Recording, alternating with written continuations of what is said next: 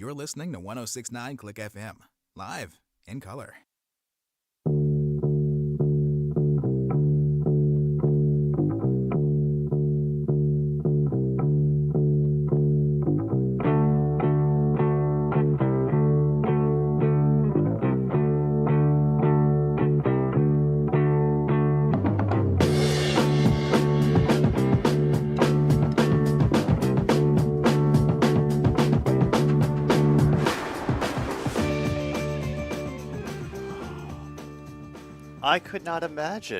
I could not imagine anybody overreacting to an early result in a football game season and making assumptions based on that of a team's future performance. Could you?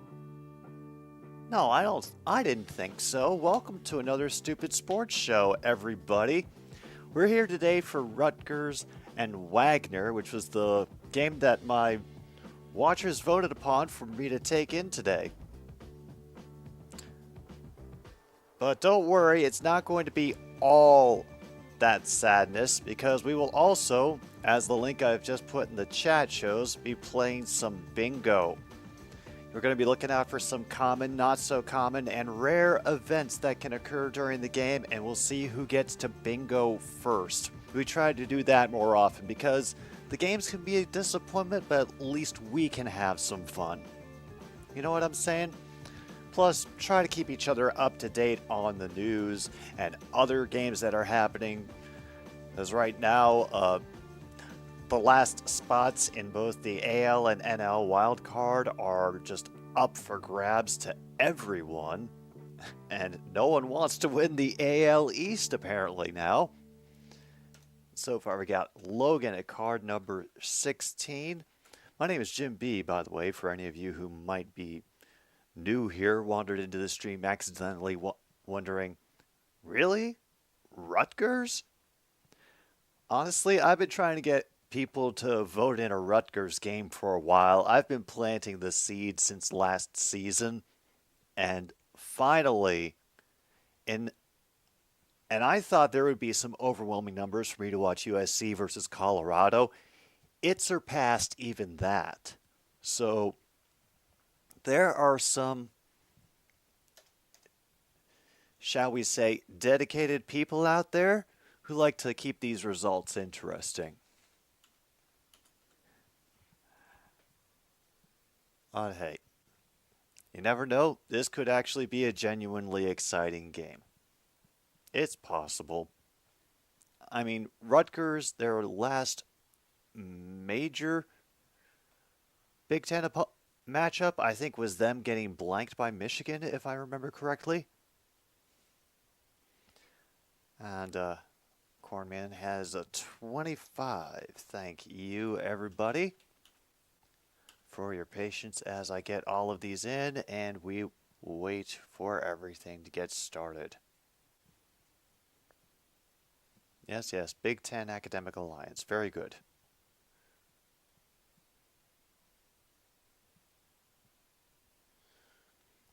And there's also Michigan versus Nebraska for Cornman to worry about. Best of luck in that game. I hope Matt Rule can surprise us all. They're looking forward also to Indiana and Maryland. That's also happening.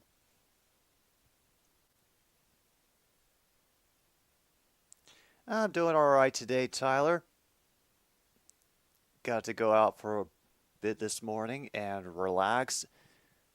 Probably going to get some actual writing done, which is a change up from my normal routine. So I've got ideas buzzing through my head, and it's a little bit distracting.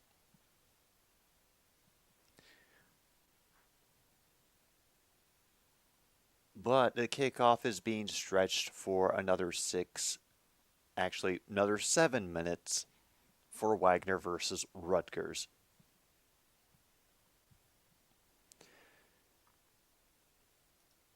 So, while we're waiting on that, let's see if there's anything important that I'm missing so far. Now I got updated on Rays and Blue Jays, 1-0 in the top of the second. I knew I'd have to keep this up for the box score at some point, but let's see. Holy crap. 48 to 34. It is now USC over Colorado 48 to 34. Holy crap. And Colorado is driving again. Well, more Dion doesn't want to get humiliated in prime time like this. Not 2 weeks in a row.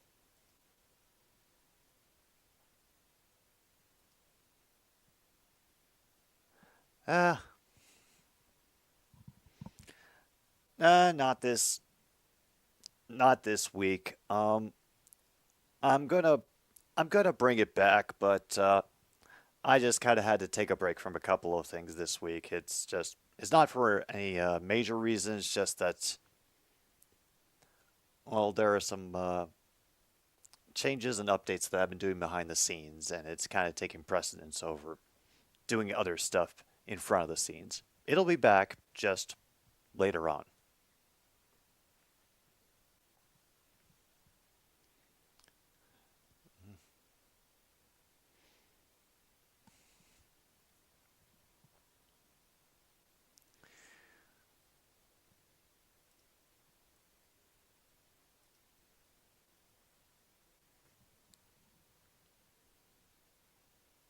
And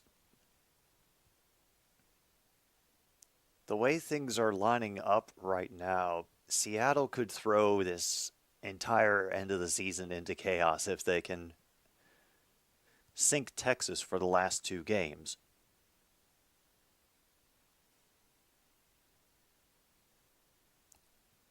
I don't I can't even comprehend what it would be like if they ended up winning out the season against Texas and then Houston does whatever against the Diamondbacks. Oh, it's going to be a fun end to the season. And that's why I'm keeping at least one streaming slot open next week for one of the wild card games. I want to cover at least one of them because we still have a lot of matchups to determine, and I am psyched for the car wrecks that we could observe. Yeah, MKI, some newfound resurgence from Kentucky college football. Apparently, Kentucky hasn't been this consecutively good over Florida since 1948 through 51. So, Colorado now only down by 8.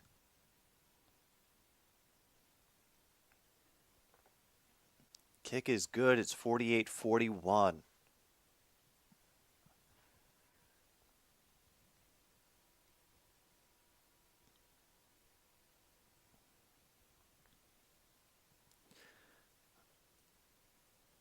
All right. Well, here we are finally.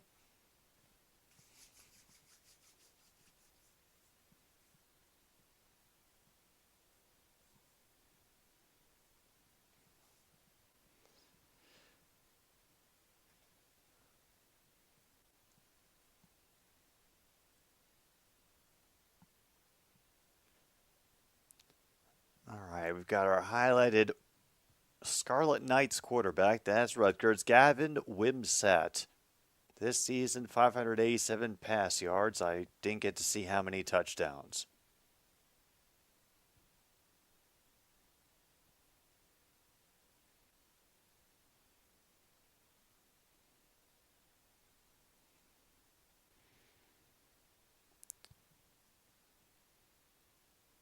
Oh boy. They're even focusing on their zone reading. So, hey, this may be second nature for some of you, but I am fascinated about how these terms come into play when describing actions by the quarterback.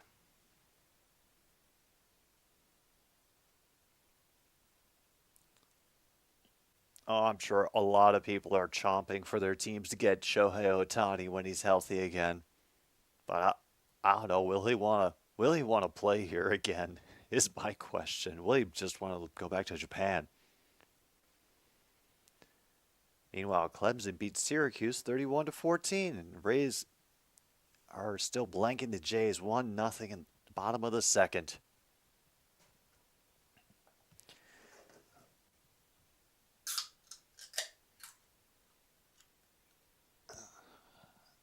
They're going to keep this. They're going to keep this analysis going all the way, aren't they? So we will just thank our first sponsor for the day, Green River Soda, the only soda that looks and smells and tastes like you would imagine a Green River does.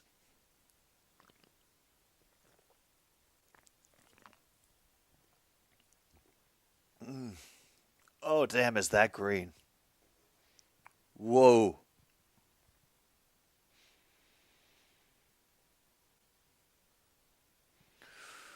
Whew. Okay. I'm good now. Oh, yeah, Minnesota was able to come back against Louisiana, who I believe were leading them at some point in the second quarter, maybe even at the half. So now they are at 3-2 on the season.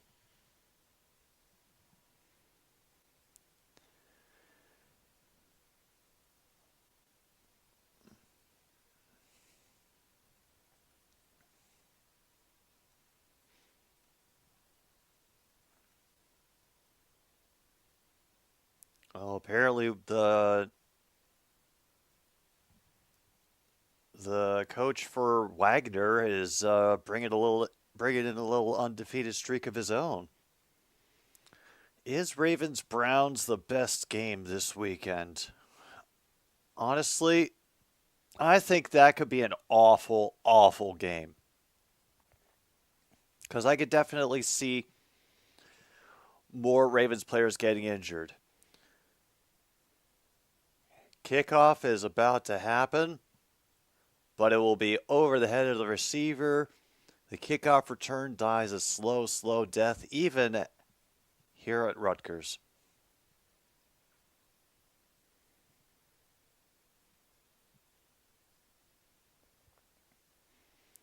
This is Stephen Krajewski, a senior, who apparently has been bouncing around college football for a while. Okay. Well.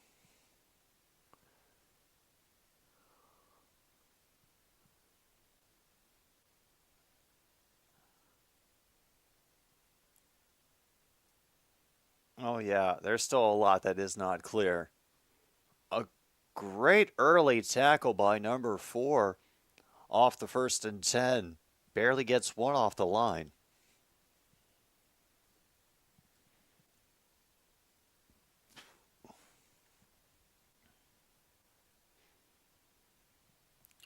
Yeah, he's definitely a transfer, at least a 5th or 6th year senior. So mark that off on your cards.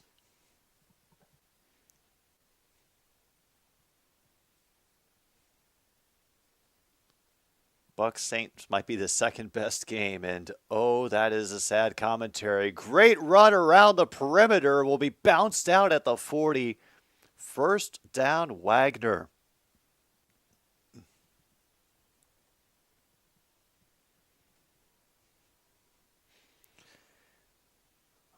Oh my goodness. USC recovers an onside kick?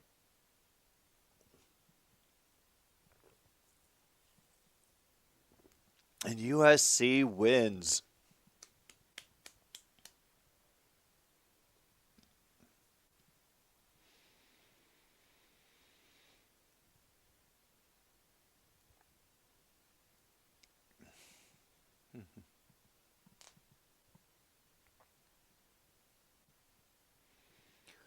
Krajewski out of the gun. There's a flag on the line almost immediately after the ball was snapped. We might have an offsides.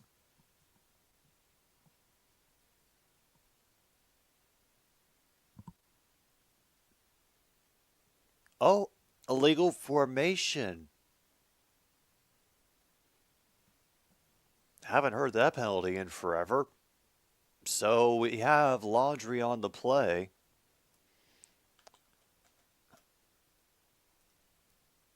And damn, that sets the Seahawks back to the 35-yard line. Yes, they are the Wagner Seahawks. My apologies to any of the Packers fans who may have just felt a twinge of pain right now. Yeah, this is a bit of reality check time.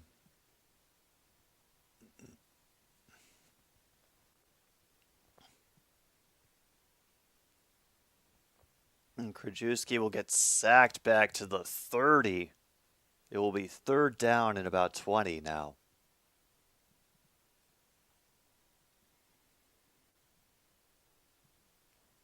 Oof.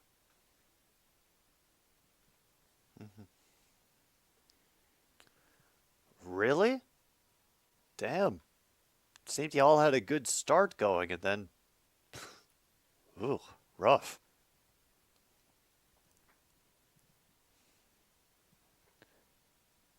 Ah, okay. It's still second down. Just second and 19. All right, we're going to have another long run. Broke one tackle, got him back to the 40 at least. So gained back the penalty and that lost yardage.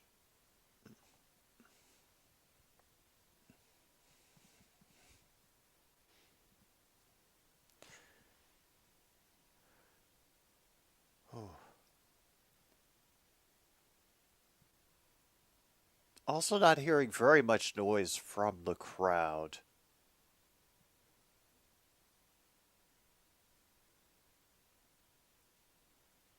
Wow.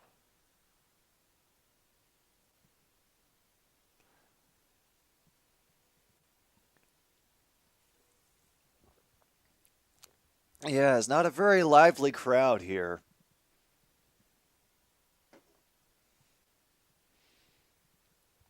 The back shifts.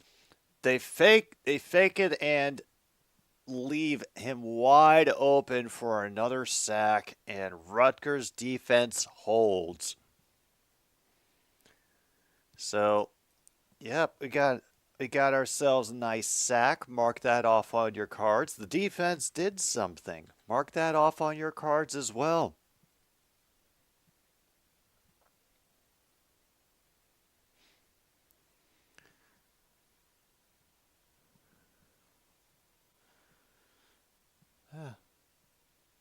Well, this is Wagner who's punting away right now. Rutgers is about to receive. Had to rush up to get it. They called fair catch. It'll be around the 34, 33. And Rutgers will come back after the break, get their offense on the field with the clock at 11:01.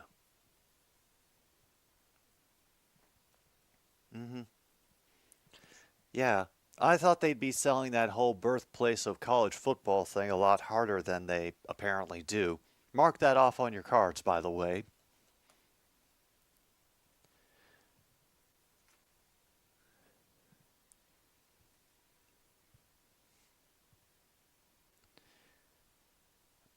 At the very least, I thought they would have picked, at least tried to capitalize on how many times they get joked on for that, especially by, people like Urinating Tree. Embrace the meme. TCU did it with the Hypnotoad, so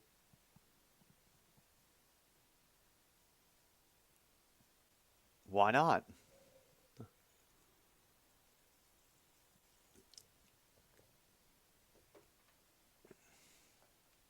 hmm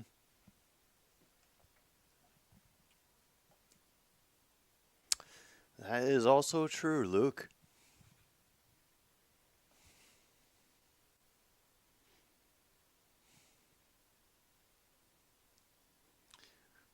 But hey, I figure that if the football season is on, I've gotta work on my ribbing game because I see that everybody is not going to pull punches with us. I've already been getting. I've already been getting exposed to a lot of takes of Lions fans talking a lot of trash, and I don't think I've been talking a lot of trash about the Lions on this channel.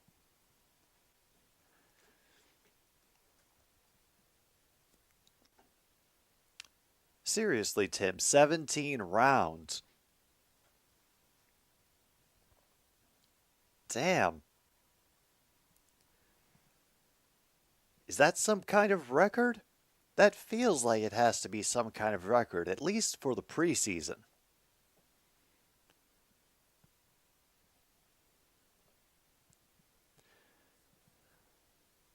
All right. Gavin Wimsatt now in.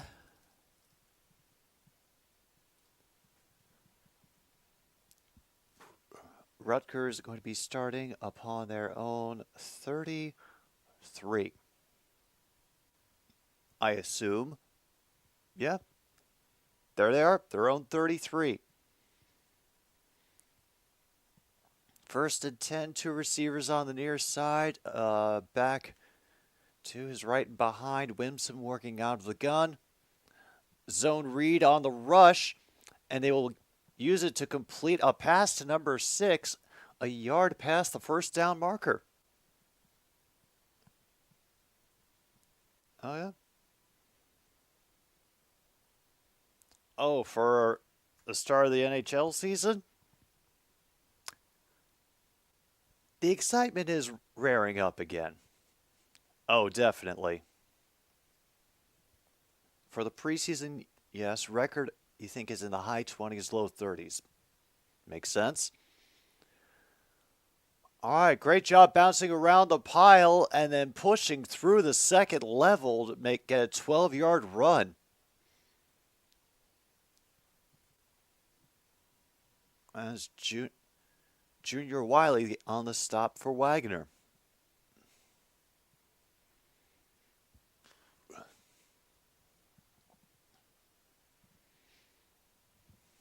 I know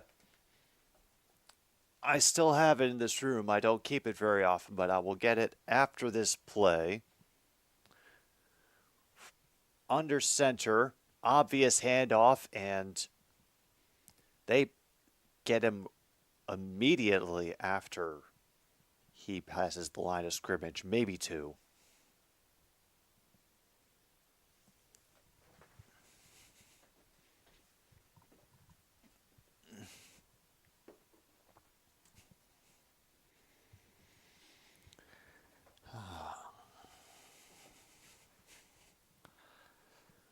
This is one of the oldest pieces of sports memorabilia I own. It's from the days before they had that ill-fated change to the Eagles logo for the mass, hippification of all the logos that happened. So, I'll always be a Caps fan, but that a few years ago helped to take the edge off of being one. 31 is the record for regular season. Coyotes and Columbus. Columbus won 1-0. Looks like we'll have another loss of yards. Or a gain of 1. It's impossible to tell because it was just a big pile at the end.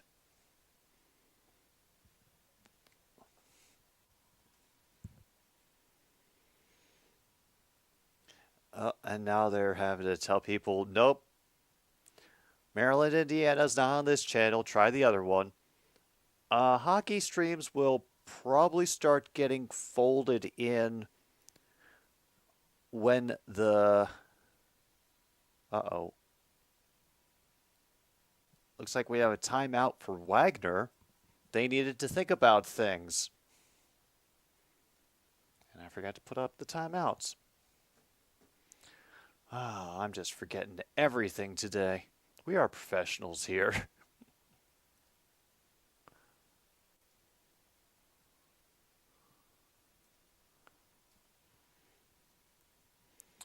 Other than, I've forgotten to put together half my show apparently today, I'm doing all right, Tim.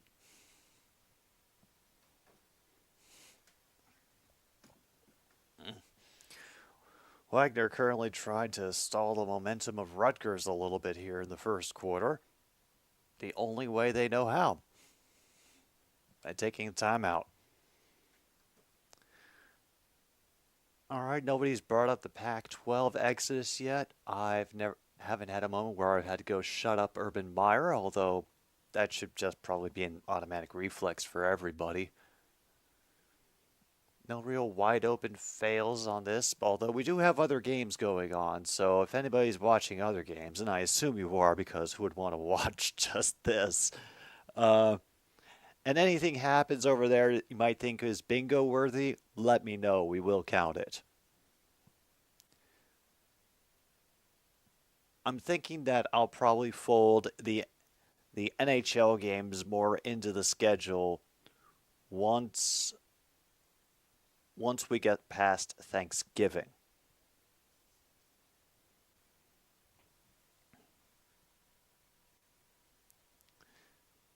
Because by then, college football will be winding down for the most part. I'm going to try to just focus on a couple of things. And I know I definitely want to cover hockey a little bit more this season, but we'll figure out some fun college football championship and bowl things to do. We'll get the schedule balanced in some way. But I know I definitely want to get it started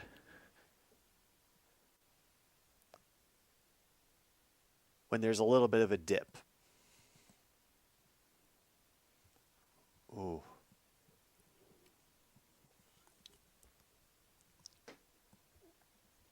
All right, 2nd and 9. Winsome in the shotgun.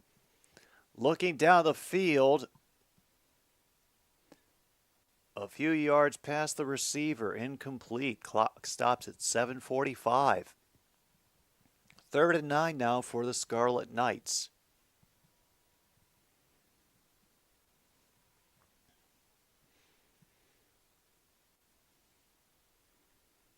I mean, they're just inside the 30 right now. This should be an easy field goal.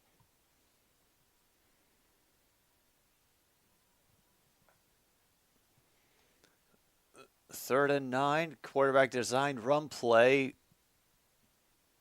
Stopped after 2 yards. That will be 4th down and 7.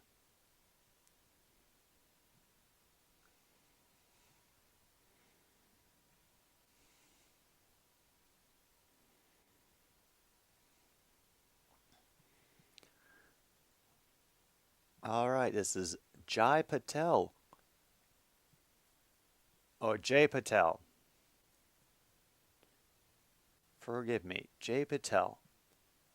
This will be a 44-yard attempt from the left hash mark. And he gets it low, true, and through. Jay Patel gets the Knights on the board. 3-0. Glad to hear it, Luke. Oh. Let's take, actually, no, now that we've got a break, let's take a wander over to yonder NCAA football scoreboard and see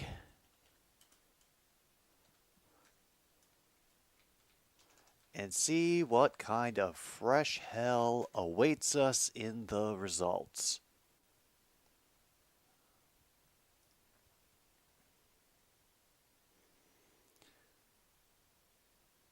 Okay, so currently Michigan is beating Nebraska 13-0. Not even halfway through the first. That's a problem. Uh, Buffalo and Akron are currently in overtime, apparently, right now, 13-10. I guess Akron's going to get a chance to do something, or oh yeah, and then final in USC and Colorado, 48-41. James Madison over South Alabama, 31-23, which I know was the game that all of you bet on.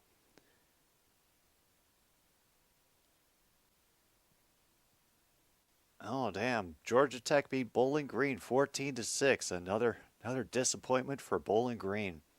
And Maryland is currently on top of Indiana 7-3, 9:54 left in the first over there.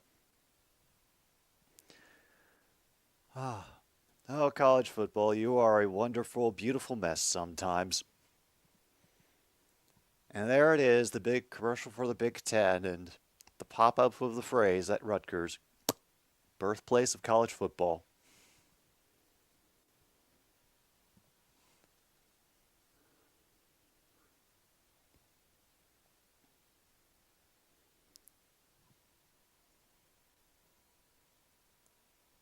Oh, oh wow. They say the word 10 over and over again and it loses all meaning during this broadcast.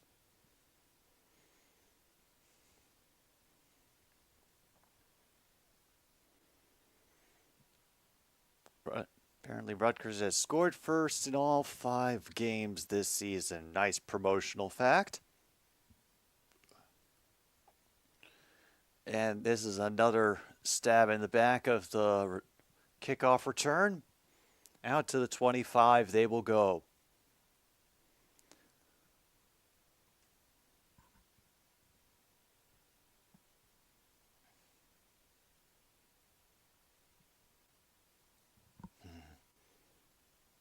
Sorry, I'm just listening for them to.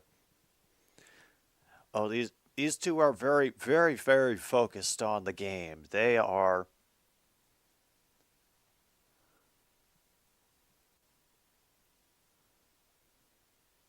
Oh my God! 2 dropbacks and 2 sacks. No passes completed.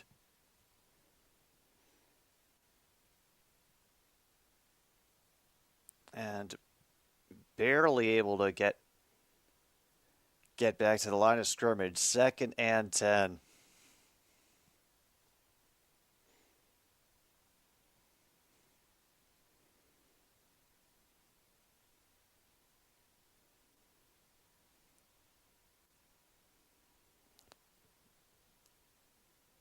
And they're signaling the defense with the use of the chicken dance. That's the only way I can explain what I just saw. And I don't think I want to elaborate. Oh, they tried it again, but Rutgers defenders were able to break away from their blocks and make a tackle after 2 yards were gained. 3rd and 8 now.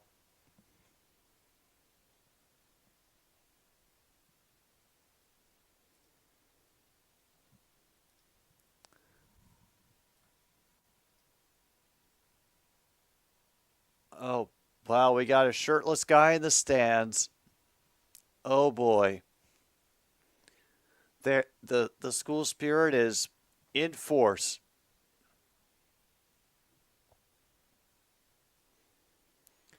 Drop back again, and he gets sacked, but there is a late flag that comes in.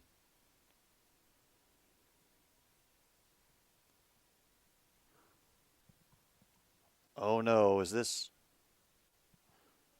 What is going to come out of this? Oh, it's a holding on Wagner.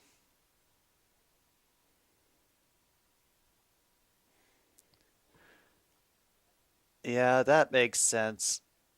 Penalty is declined by Rutgers to make it 4th down. So if you have penalty is declined, mark it off on your bingo cards.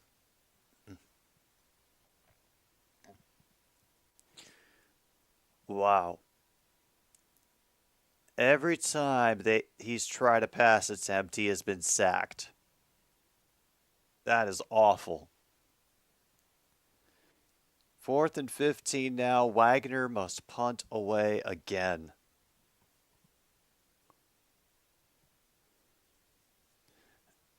Held at the 46, but gets grabbed by the return coverage at the 50, and they'll get the ball at midfield.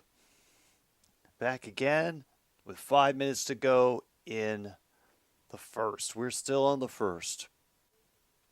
Woo-hoo.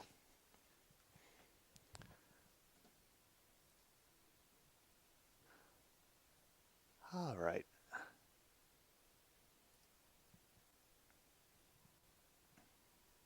So MKI, if you're around and you're still listening, I've got if you have any idea what is going on with the Kentucky Wildcats, because I don't think in my lifetime, and this is me being conscious of college football going back to the late 1980s, I never really remember the Kentucky Wildcats as being anything of a football powerhouse or doing anything noteworthy in that regard. So, what is going on? Can anybody explain it?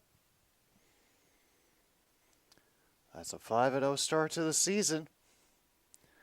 Although this is also a frequent tradition in college football, as we've found, because that people like to schedule these, softball games, like, say, Wagner versus Rutgers in the beginning of the season, and use that to, to hype things up for possible national TV appearances later on.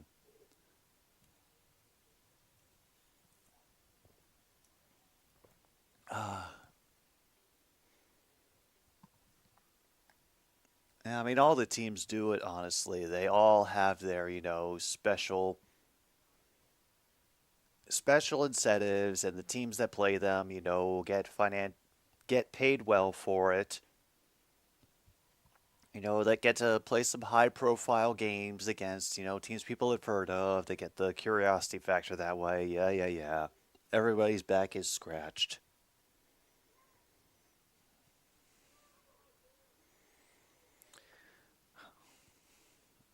My guess is as good as yours. All right.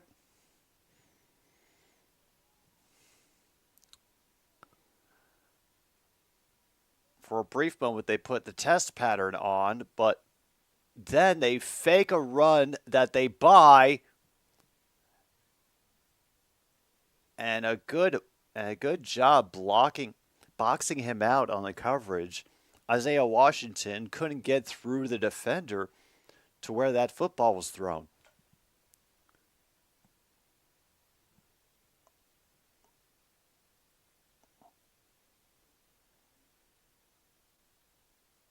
Oh, yeah. The Wagner dude might have gotten away with a grab, too. So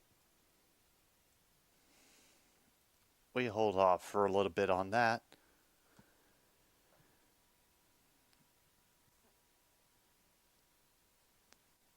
Oh, over to the sidelines. Oh, Fury catches it. Will leave them with about 3 yards to go.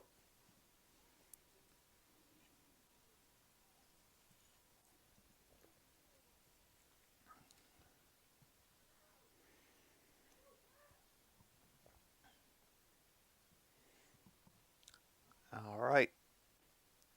Zone read off of the run, and thankfully they trip him up so he can only pick up the first down. That's Benangi on the carry. Their leading rusher on the Scarlet Knights, I believe. And, hey, kept him from breaking away, at least.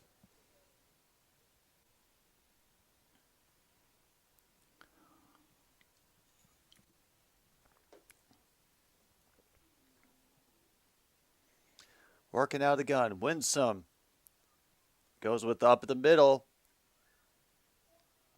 Benangi finds his way through to an 8-yard gain.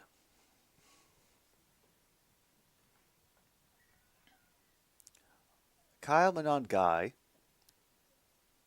His 96 yards rushing average per game. It's up there.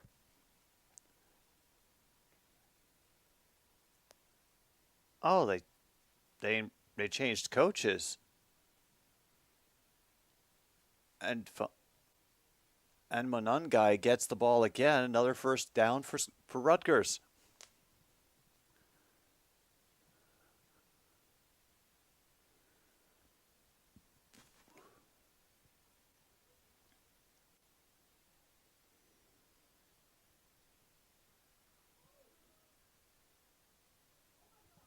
Two receivers on the near side. Monungai to the right, and they will give him the handoff. He'll go to the far side of the field, drag a couple people inside the 5. They'll mark him out at the 6, however. Still, first and goal now for Rutgers. We could actually have a touchdown.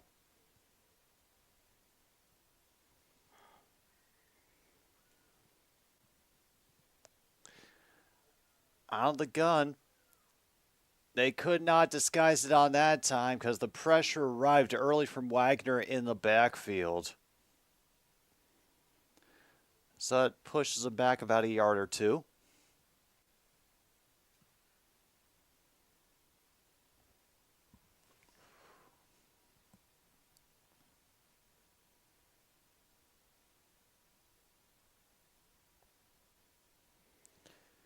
All right, we're getting near to the end of the first quarter. Don't worry, folks. It will be done soon.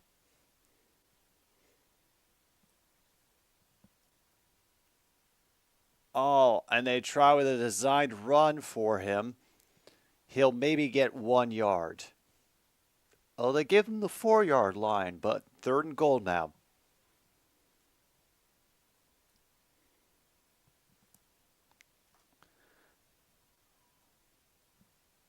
All right. Clock keeps ticking. Rutgers content to take all their time because so far they have been able to shut the Wagner offense down with absolutely no issue. So Rutgers, third and goal from the 4, 2 receivers far out to the right. Has all the time in the world battling for space in the corner, looking for Jackson. But, yeah, cannot connect. Incomplete. So what do they do here on the 4th and goal? Kentucky running back Ray Davis had a 280-yard game. 4th in Kentucky's rushing record. Damn. Oh, they're going for it on 4th and goal, folks.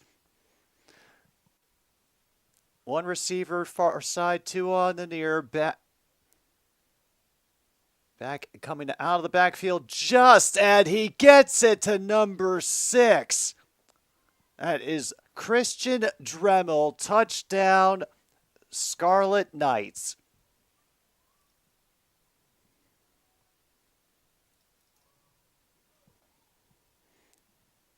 And with that,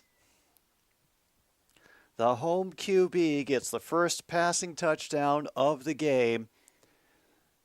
And Markov going for it on 4th down. So, hey, we're getting some bingo done. Meanwhile, the Raiders are releasing Chandler Jones.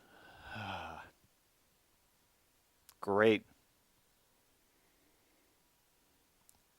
Oh.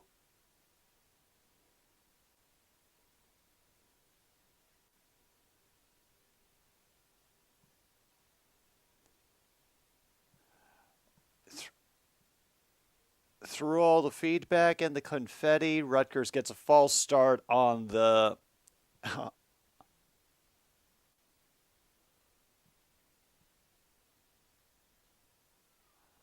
And the coach is yelling at them not to throw the confetti on the sidelines. Meanwhile, Colorado may tie this. Can they get... Oh, they do. That one is true and through. 10-0 for Rutgers over Wagner right now. Got 46 seconds to go here in the first quarter. All right, let me have a peek because I know that I was watching it on the over-the-air signal.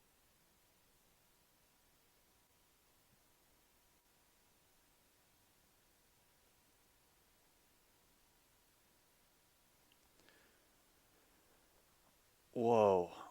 Arrested for violating a restraining order is being transferred to a mental health institution for treatment instead of having charges instilled.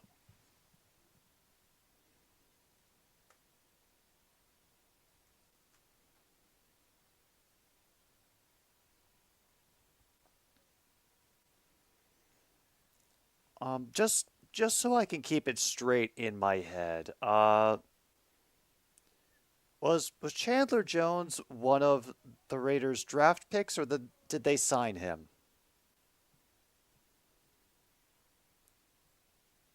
Oh.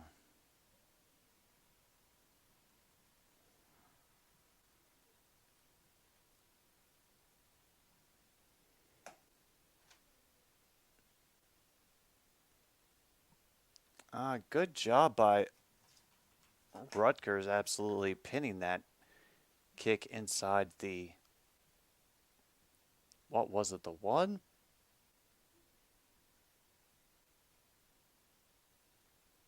Because I thought he stepped back in there, so it shouldn't have been a touchback.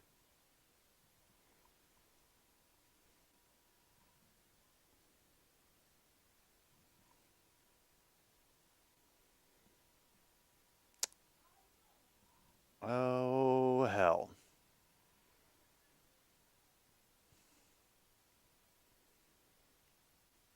Perfect, the sound just died. All right. So I have no idea how Wagner got up there so quickly. So there must have been some excitement going on while I was being told to look at a game that wasn't going on. Wagner has made it across the 50-yard line. Signed him after he left the Cardinals in free agency. Was drafted by the Patriots, traded to Arizona. Oh, so he is a longtime veteran. He's a bit of a veteran at this point. Did they get the playoff before the end of the quarter? Please tell me they did. No. Crap. Oh, well.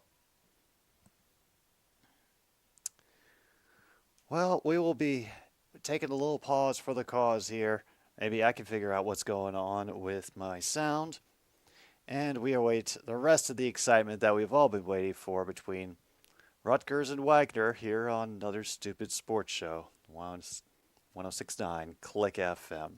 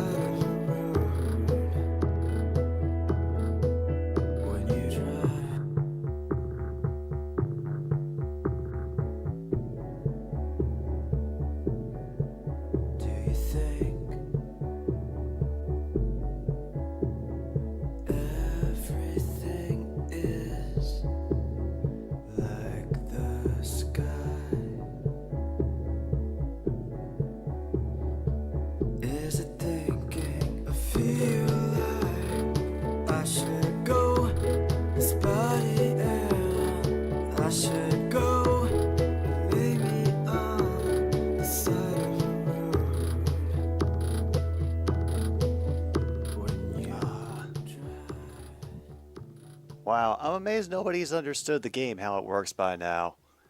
Right now, I'm actually watching this on Big Ten Alternate, and right, we're about to hit the second quarter. Rutgers is beating Wagner 10 to nothing now. They got a touchdown near the end of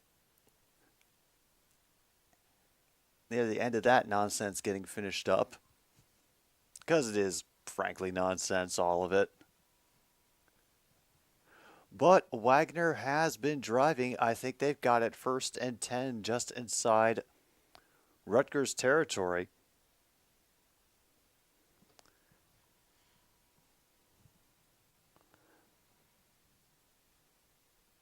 Oh, damn. They've already made it down inside the 25 now.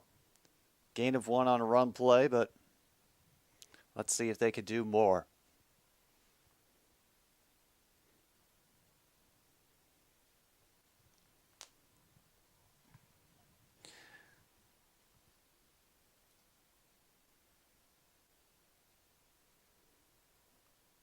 Is there going to be something stupid?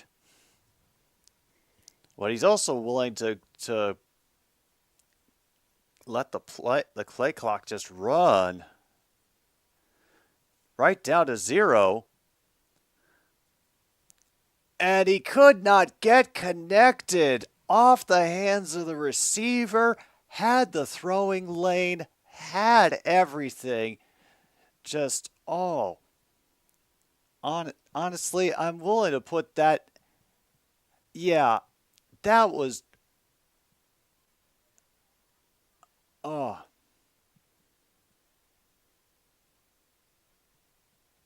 Yeah, he had to stretch a little bit too far for that.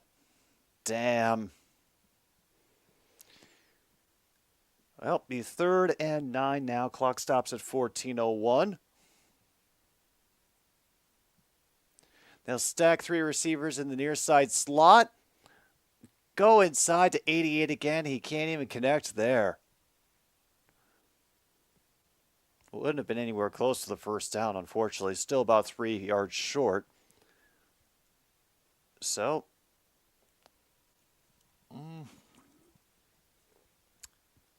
yeah, that is a good way to describe it. He had all the time, he had moments before the pressure was going to reach him. I'm willing to call that a wide open QB fail. Mark it off on your cards. Ryan Lisner now out for the Wagner Seahawks. They get away just before expires. And it misses wide right. 38-yard attempt is no good. It was possibly deflected at the line, but they couldn't get a good camera angle on it, so I don't know. So, yeah, if you have missed kick attempt, mark it off on your cards. Hey, that's all right, True North. There's priorities and there's priorities, and keeping us up to date on the Jays, probably shouldn't be a higher priority until they actually, win the series or clinch that spot. Because I'm still not sure what they're doing there. Then again, the Rangers and the Astros aren't doing themselves any favors right now.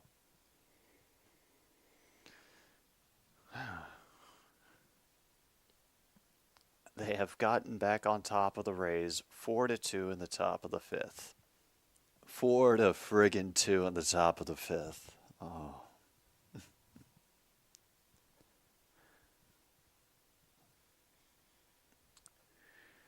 All right.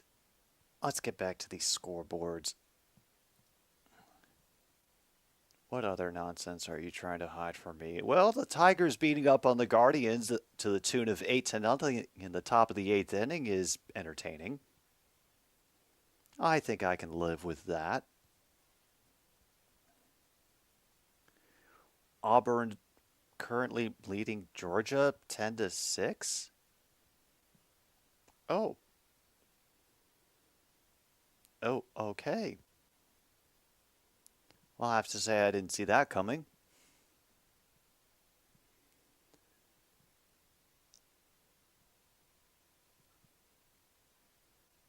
All right, and UCF leading Baylor 21-7 at the start of the second quarter. We can have nice things again. Even Purdue over Illinois 6-3. This is a good day.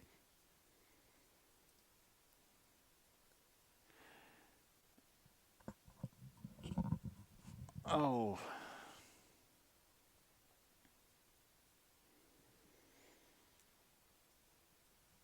Oh, Yankees, thank you for helping us learn to laugh again.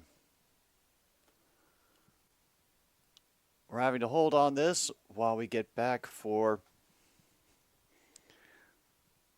the turnover on downs, essentially. Yeah, mark that off too, by the way.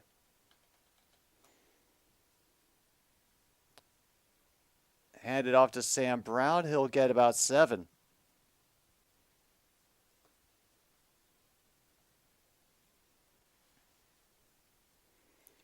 No deep. Haven't seen any good stiff arms lately.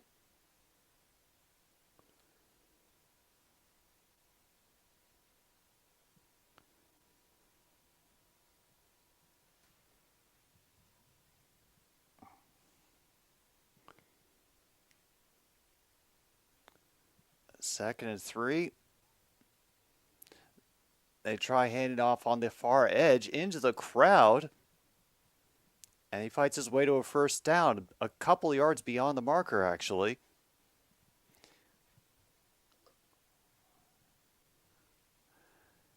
So it looks like they're going to try to continue to drain the clock, work it slowly down the field. Oh, that's right. It was the Royals against the Yankees last night.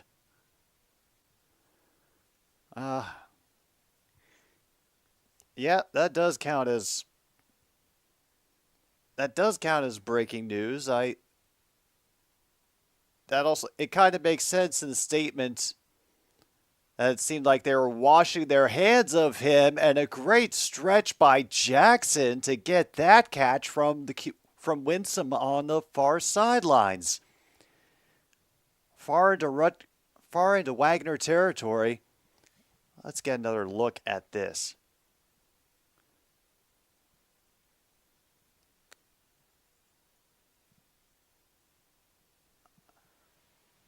Is able to make a great adjustment, and that is what a catch.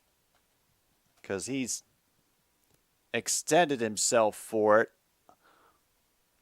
Brown is tripped up at the line of scrimmage, but can keep quapping his way across the grass, gain of 4.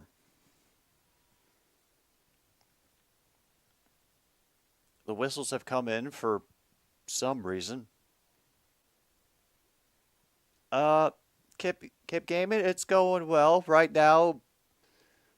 Not so well that the news of Chandler Jones getting released by the Raiders didn't overshadow the action. So yes, it does count. We do have an injured player on the field, so we're going to have a commercial timeout to have a moment to breathe. But yeah, going good so far.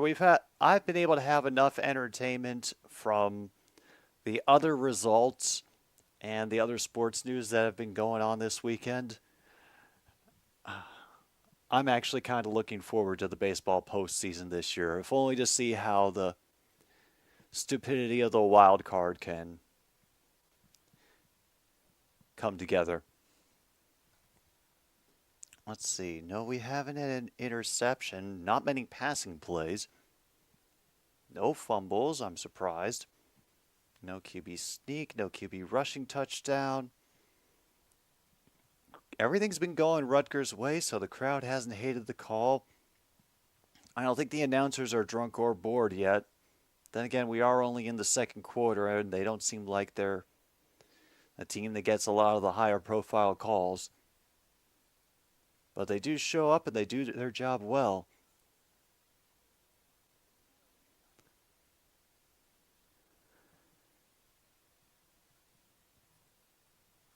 All right, well, I will run through everything that we've gotten on bingo so far. What a catch. Missed kick attempt. Home QB gets first passing touchdown of the game. Breaking news overshadows the action. Car troubles are always awful. Hope it gets straightened out soon for you. We've had turnover on downs. The defense did something.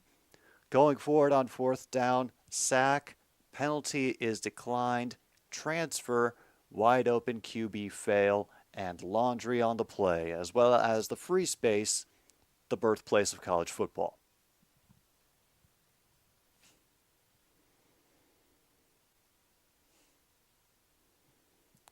Keep chopping indeed. Keep chopping indeed.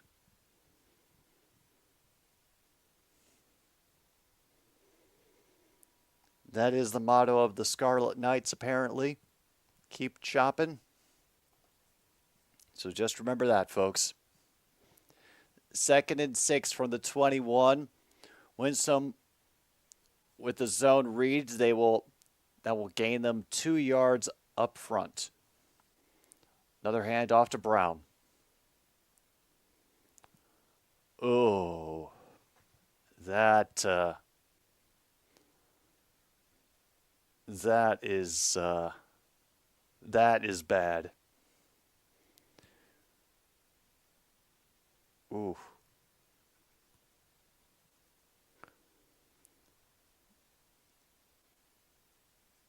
Third and 4, extra pressure up the middle. Again, Brown gets it, but he'll be stopped at least a yard short. Fantastic job by the extra pressure coming up through the line to add to the support. Oh, that's even worse. Oh, they're going for it on fourth down again. It's 4th and 1. Working out of the gun again. Formation's been tightened up. And they'll use that zone read again for Brown to get 3. And it keeps the drive going for the Scarlet Knights. And now 2 for 2 on fourth down conversions today. Oh, yeah, the other options were Buffalo, Akron, USC, Colorado, and if I remember correctly, there was one other somewhat decent one in there that I cannot remember at the moment. But good to see you here, Mr. Chad. I hope the days have been treating you well. Honestly, I thought USC Colorado was going to win, but then the overwhelming majority voted for this. So, and this was after I randomly picked which audience suggestions and which of my suggestions were going to get in. Oh, I'm good. We're having some, low-stakes college football as we keep track of all the sports. Oh, LSU, Mississippi. That could have been interesting. Winsome sells them on the fake, and his tight end will stumble forward. They're going to give him the touchdown. Knocking over the pylon is Sean Bowman. We do have a flag on the play. I'm shocked to hear that you voted for this.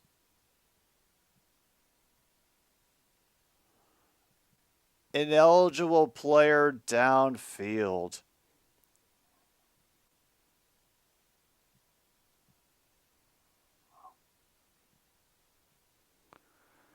Oh.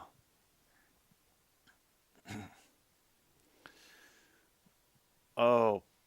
Well, just so everybody who's here knows, on Monday, I do put in the community section of my channel a thread for people to suggest the games that they would want me to watch. And I take all those and I put them into a name picker wheel, and I select the first 2 unique selections that come up. Wow. You've had it 3 months and already you've got an overheating issue?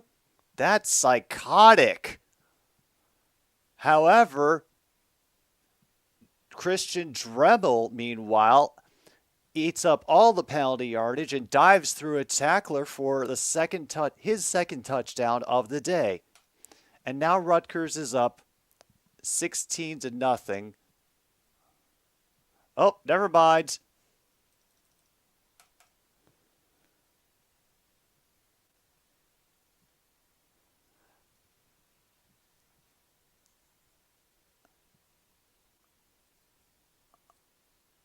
Yep, they're going to review it again, take it away, and he'll be down at the 1-yard line. So, now we wait.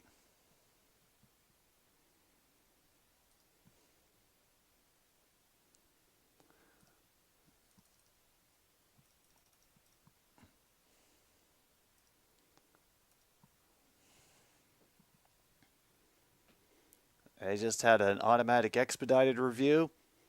It's changed to down at the 1. Now 9:15 to go, first and goal. Oh my God. The Wagner coach is giving the ref a piece of his mind. Holy crap. I wasn't able to get it.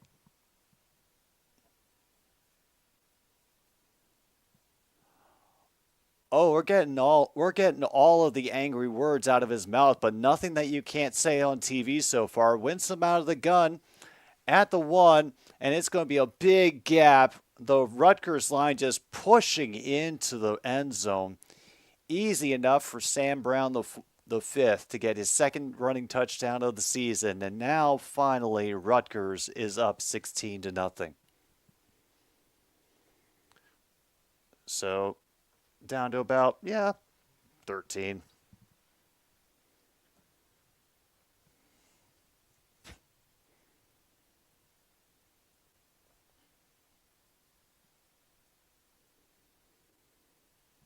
Uh, 10-play, 78-yard drive. Extra point is true and through. And Rutgers, oh boy, 17-0 over Wagner.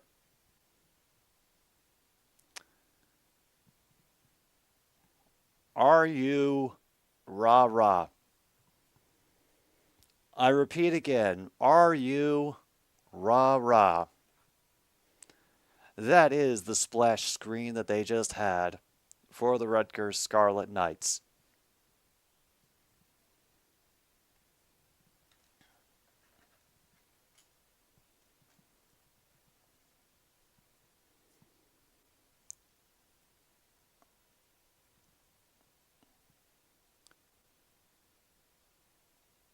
Now, I gotta admit that there's a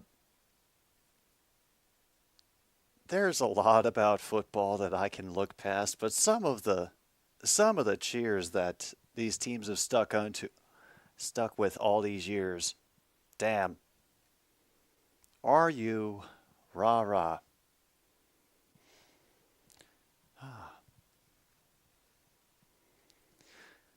God, you could just hear them yelling it at the Princeton game. Absolutely.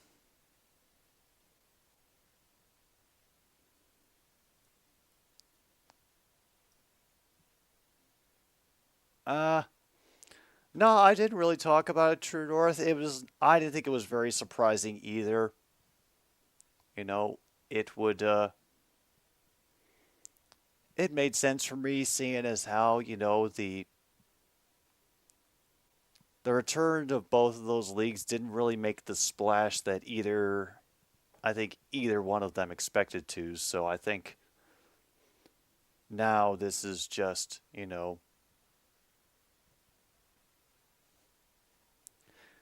last attempt to keep the lights on before they shutter due to the money shortages. Oh, that's right. There is Wisconsin Rutgers next week. Oh, I have that written down already.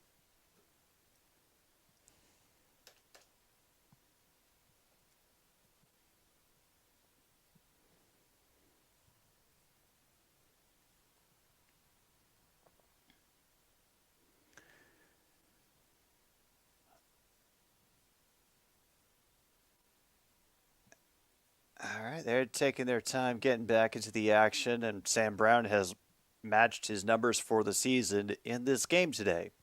So, an actual kick return from the 5, and right as he catches it, the whistle gets blown dead. Can we have a kick return, please?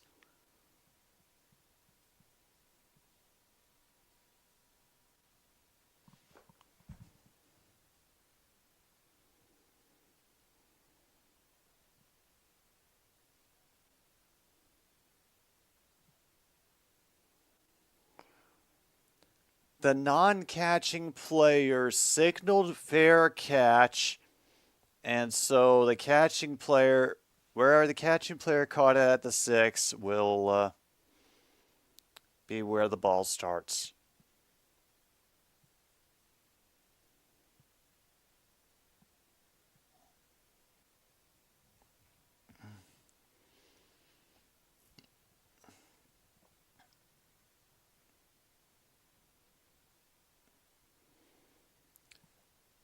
So when the non-catching player signals fair catch, they don't get it at the 25-yard line. You get it wherever the catch of the not signaling player is made. Meanwhile, he's able to run forward for about 5 or 6 on that. Yeah, it's along with this new rule about any fair catch on a kickoff inside the whatever gets automatically put at the 25. So I guess that's their flip rule. It has to be the returner who catches it has to call the fair catch. If somebody else calls it, it just is wherever the reception was made. Still clown shit, but at least it's funny punishing clown shit. A quick rollout and catch. Great job with the connection to number 0 on that play. Gain of 5 will get them a first down for Wagner, I would say.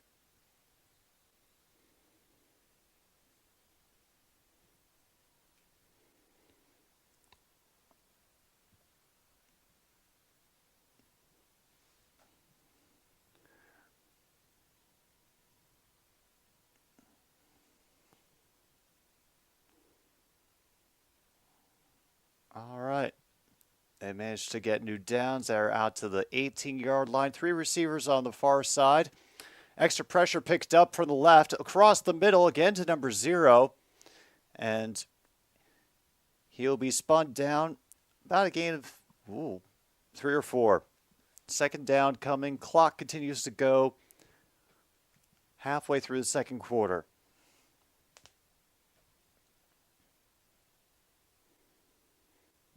You know, I always kind of thought that rule was stupid. I thought it was just absolute nonsense. But knowing that there is a bit of punishment in there for people who aren't applying it correctly, that eases the pain just a bit.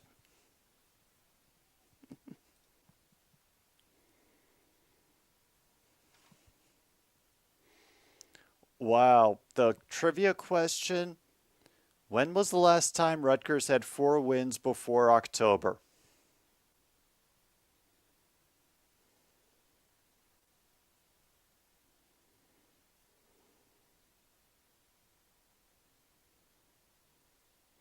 I'm vamping. I'm working my way through it. Oh, God. Oh, God. They're losing it. They're losing it back there. Meanwhile, the Scarlet Knights defensive line is able to stop that one before they can even get a single yard.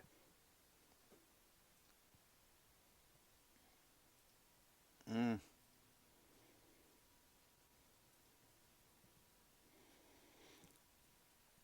2014 versus Washington State, Howard, Navy, and Tulane.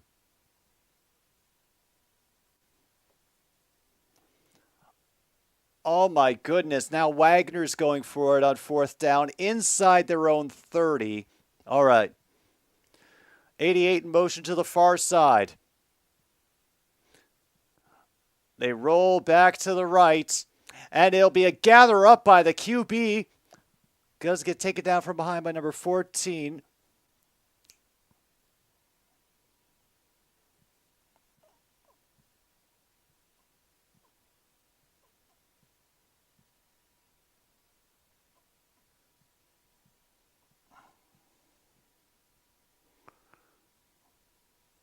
Oh, God. They might do a review on this because of where his knee went down.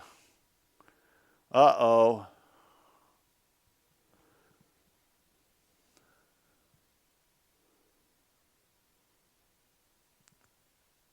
And now we got one of the players from, yeah. Reed, the receiver who's been doing a number of things for Wagner so far today, has just hobbled off the field, now on the bench. Might be getting looked over soon by the trainer.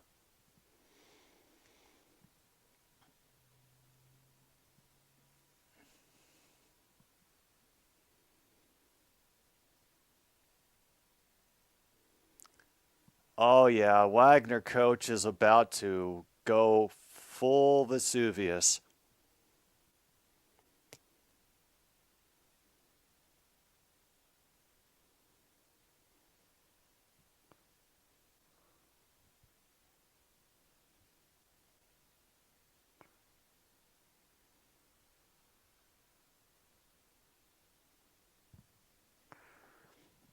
I can't tell.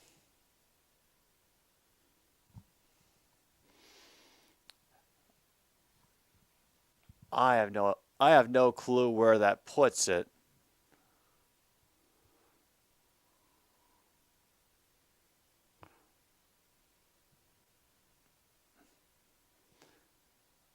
I don't know if they have enough. It's suspicious, but yeah, we can see the top of the 1st down marker, but we cannot see where the ball specifically is when it might be a little past, it might be a little short of the marker, but we cannot tell.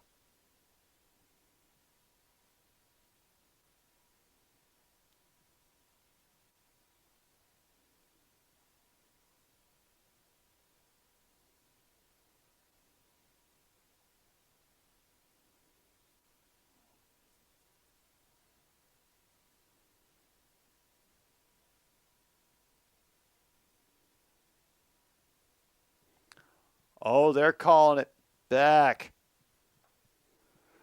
And that is going to be the first turnover on downs for the game because they marked him half a yard shy.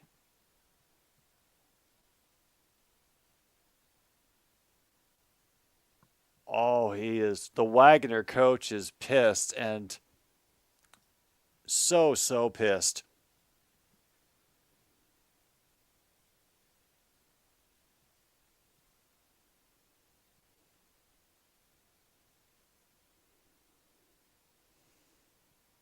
Oh. All right, so it flips. Winsome is back on the field. They suggest pressure up the middle, so they go to the outside and drag him down by the back of his jersey. That is Benjamin on the run for the Scarlet Knights. Gain of 2.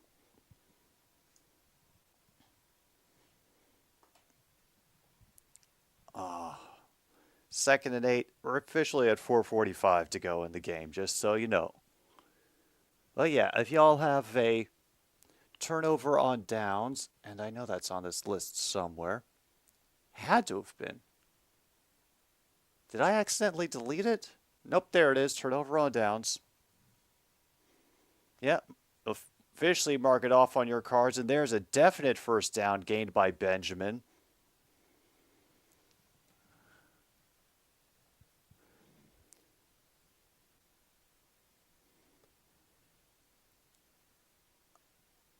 Oh yeah. And great job by the by the by the lineman of Rutgers of creating enough space on the near side of the field that they were just spinning the Rutger players away a distance, just shoving them off their attack. Winsome reversing the field now, gets the pressure, and Christian Davis bats it down, incomplete. 3:46 to go, 2nd and 10 still.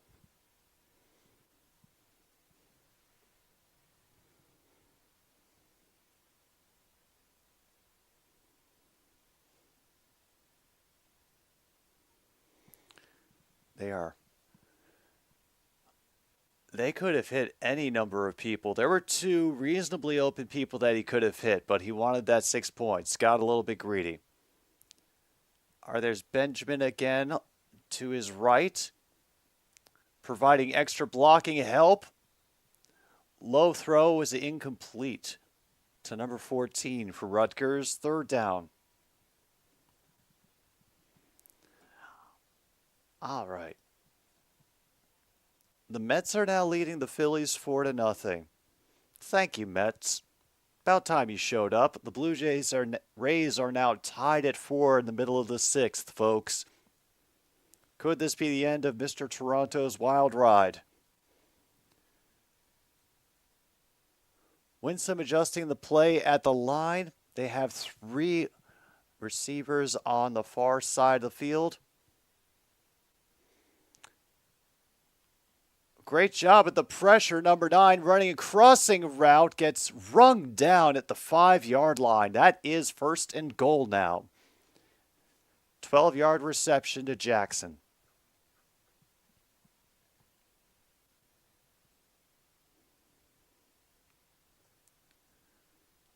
Oh boy. All right, Purdue still leading Illinois, by the way, 10-3.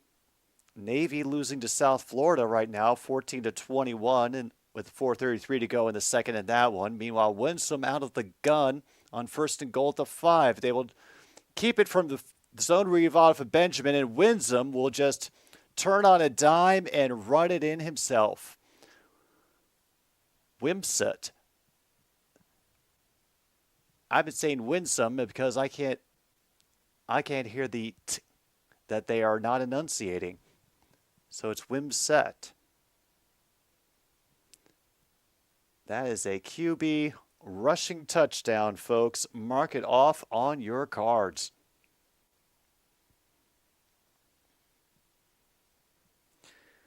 Oh boy. Are we going to get into deep hurting territory with this?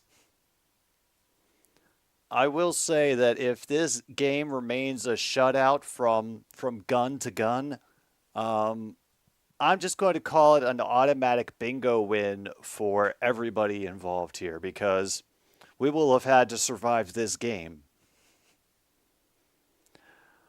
Oh. No, they were only at the 5-yard line at that point, Luke. But it is a QB rushing TD, so anybody who has that on their card, you can mark it off. Actually, I should check out my card. Haven't really had a moment to do that. And thankfully it doesn't line up with anyone else's. Let's see, I can get the defense did something. What a catch.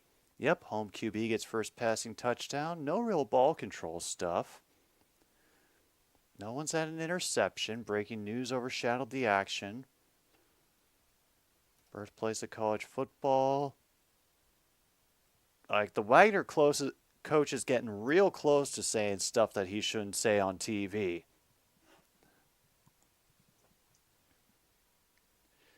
But he's keeping it together. We did have a missed kick attempt. and a QB rushing touchdown. All right.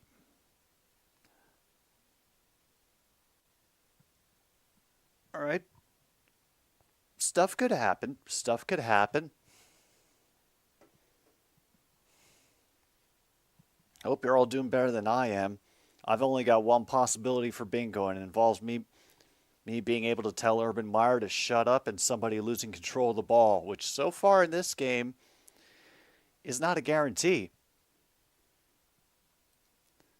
Aside from Wagner just being overpowered at the line by Rutgers, you know, they've been able to hang on to the ball, especially for some very hard hits. But while they keep trying to sell us things we don't need, I sell you something else you don't need, which is Screw City Lager from the Prairie Street Brewing Company. It's like I always say, folks, you never forget your first trip to Screw City. And if you can't purchase Screw City, at least support the brewery closest to you.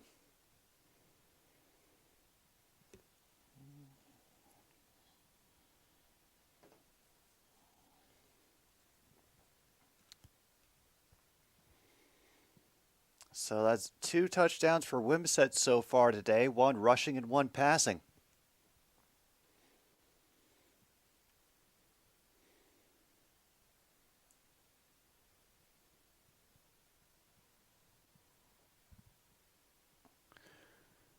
All right. So far, he has only 1 interception for the game, and I guess he's getting the calls from upstairs from reviews. Yep. Absolutely, Kip. I know.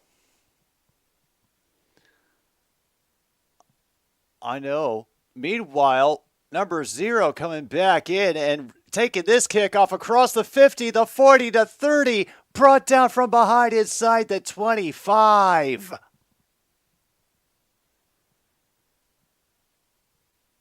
"65-yard return."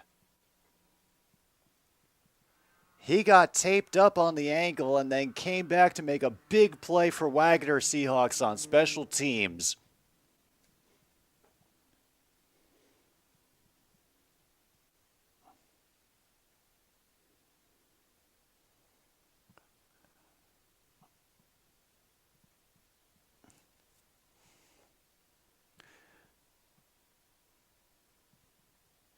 So now they have the ball at the Rutgers 24, 2:38 to go in the game. And brave of them to run right into the arms of a tackler. I mean, intimidation can be a tactic, I suppose, but gain of 3.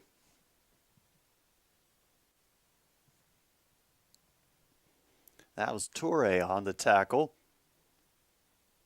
Not sure related to any other Toures we know. I do know, yes, that Tua's younger brother is QB at Maryland right now.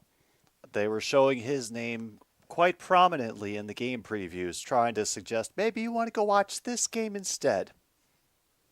No, we are here for Wagner versus Rutgers. Meanwhile, we got everything whistled dead as Wagner takes their second time out of the half.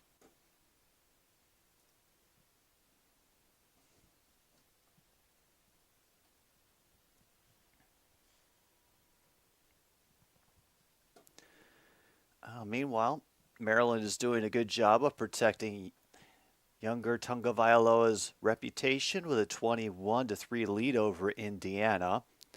Oh, Miami of Ohio over Kent State, 23-3. Little awkward. Nebraska is getting blanked by Michigan, 28-0. Georgia has tied up Auburn at halftime, 10-10. Texas still walking over the Hawks, 13-7 with 2:55 to go in the second, and Missouri over Vanderbilt only by 3 points, 10-7 with 6:51 left in the first half.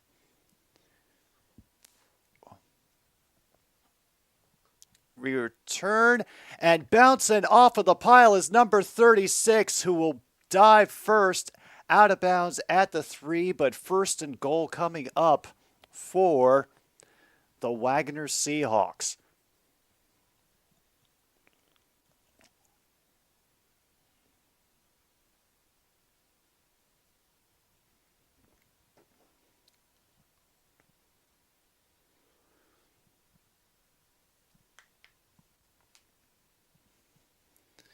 All right. I think this is the closest that they have been so far in this game. In 2023, they have 11 red zone trips with 7 touchdowns and 1 field goal. Number 17 back in motion toward the line, and they're going to get flagged. They got a delay of game, so that pushes them back 5 yards.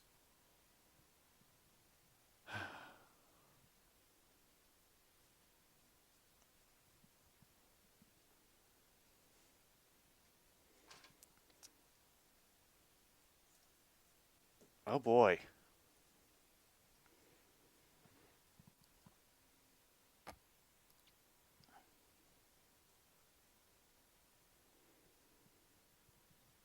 All right, Wagner, let's try this again.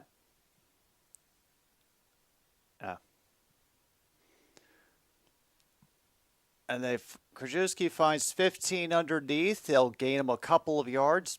2. Oh, gain of 4. And I think that's going to be Wagner's. Oh, Rutgers is going to call a timeout this time.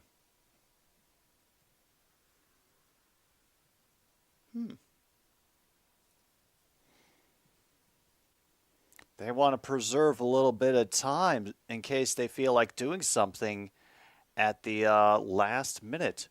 Clock gets reset to 1:38. Yeah.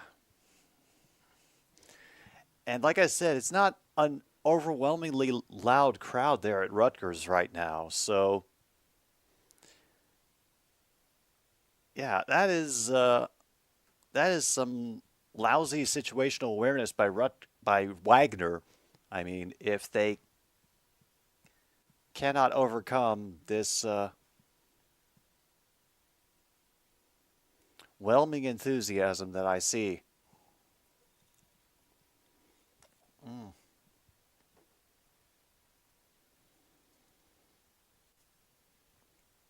All right, we'll try again. Second and goal now from the 5 is where they had marked it. And a huge wave of red up the middle drowns the runner this time. Loss of 1.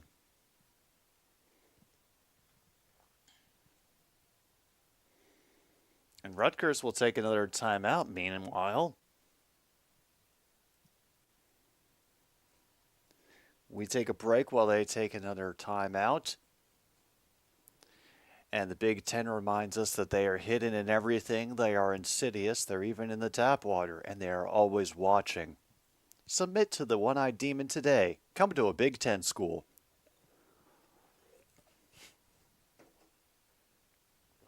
Oh, hello, Rachel. Hope you're doing well.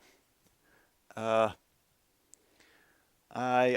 apologize for how being a Chiefs fan might be these days with the, I'll call it, influx of new friends you all may be getting. Hope that's going well. Oh God, why they give that man such a nice sword? I mean, that looks like that you could just pop off his head and lose even more on the 3rd and goal trying to run to the near side. Not even one free beer.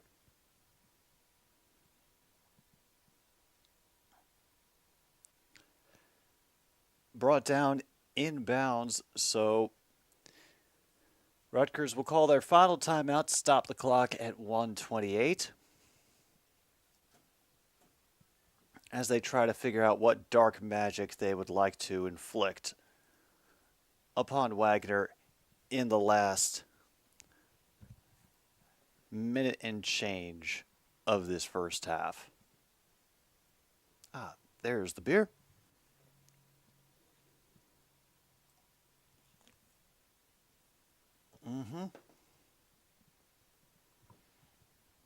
Yes, there is an Angie over here.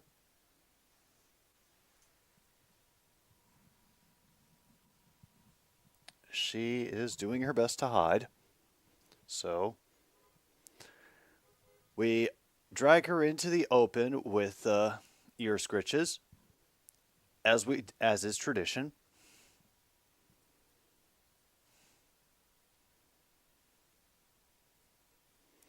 And now we have an actual field goal attempt from Wagner. This will be a 29-yard attempt. And there goes the shutout and the automatic win. I'm sorry, folks. But Wagner is officially on the board. Oh.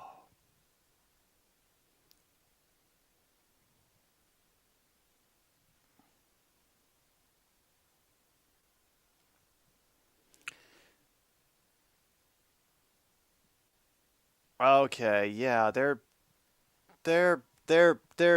drunk and bored. They got the sideline reporter Megan McEwen talk doing bits with the Rutgers mascot right now. They're definitely in bored territory. Mark that off on your cards, folks. Mark it off. And yeah, I mean, Wagner gets on the board.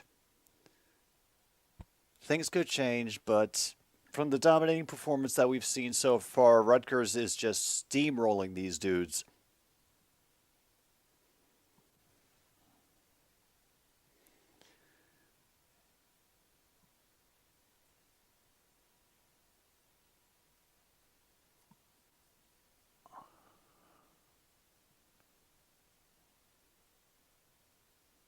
Taking their time with it, but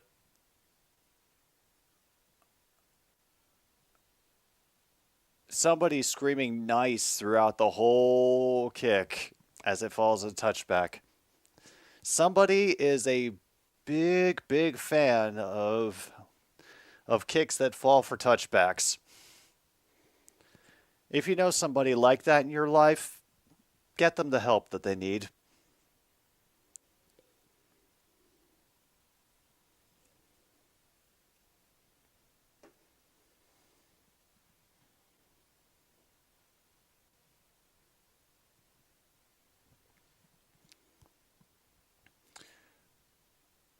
Oh yeah, we definitely know that Rutgers is on the pulse of modern entertainment. They're playing Sammy Lee Roth Van Halen at their college football games. And meanwhile, we get a sack on Winsett. Loss of 2 now. But finally, the Wagner defense showing up.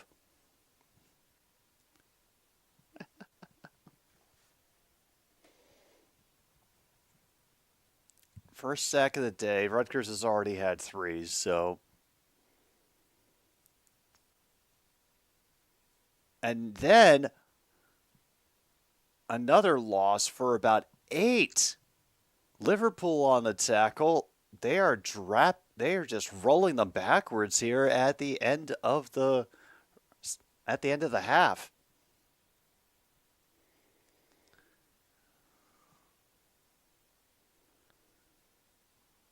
I mean, they could just essentially run out the quarter with this, and I think that's kind of what they're doing. Rutgers is going to receive the second half kickoff. I believe they deferred.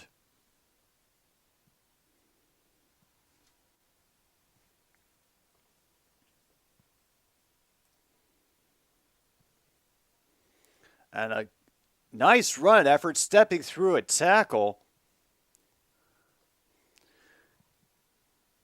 Definitely short of the first down, however. But you know what?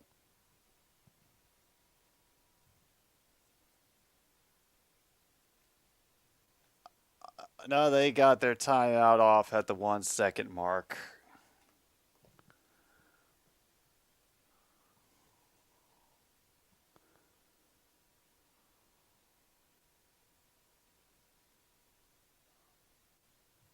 Oh.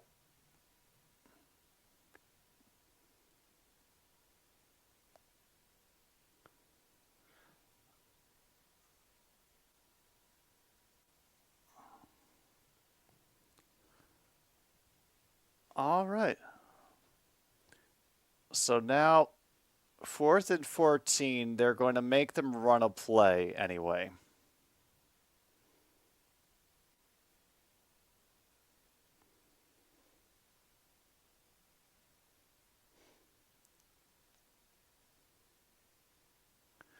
So they'll try a run, and yeah, Benjamin will get the first down. There is a flag extending this, the ongoingness of it all. Keeps going.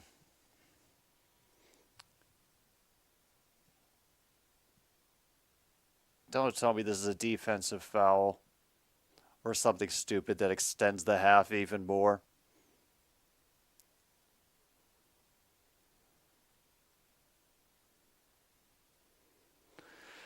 All right, there is a penalty on number 69 for holding. Yes, nice again.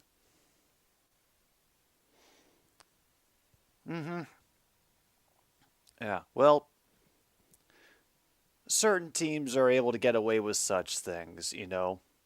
And part of being successful is knowing when you are that team and when you aren't. And most teams, they're not that. I assume that that the Packers have a good positive balance still going on with the refs at the moment in Venmo. Meanwhile, we've survived the first half of Rutgers versus Wagner, 24-3. We're going to take a pause for the cause here at halftime, and do what you gotta do. Grab your snacks, your drinks, your smokes. Pet your cats. We will see you soon for more NCAA football here on 106.9 Click FM. It is another stupid sports show.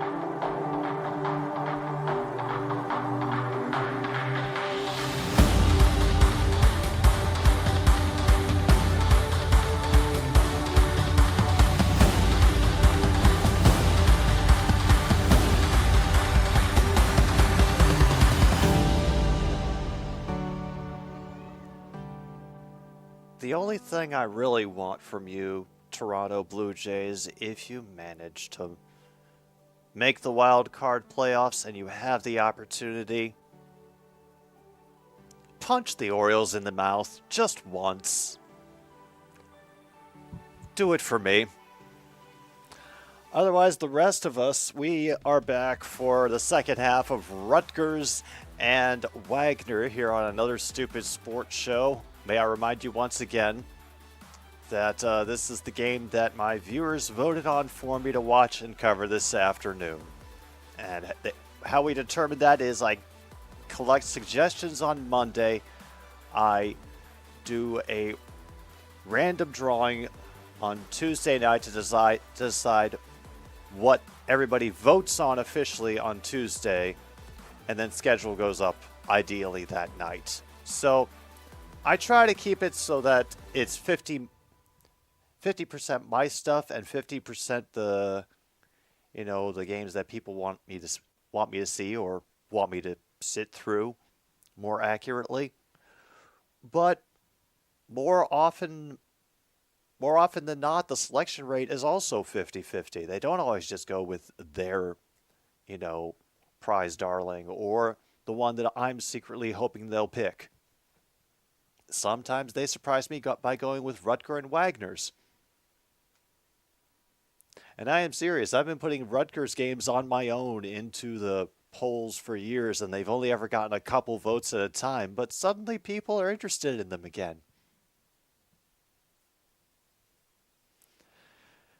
Strange.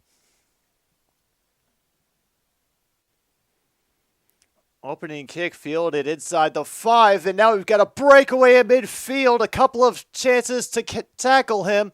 Will the kicker be able to cut him off? He brings him down inbounds inside the 10. 88 on the return.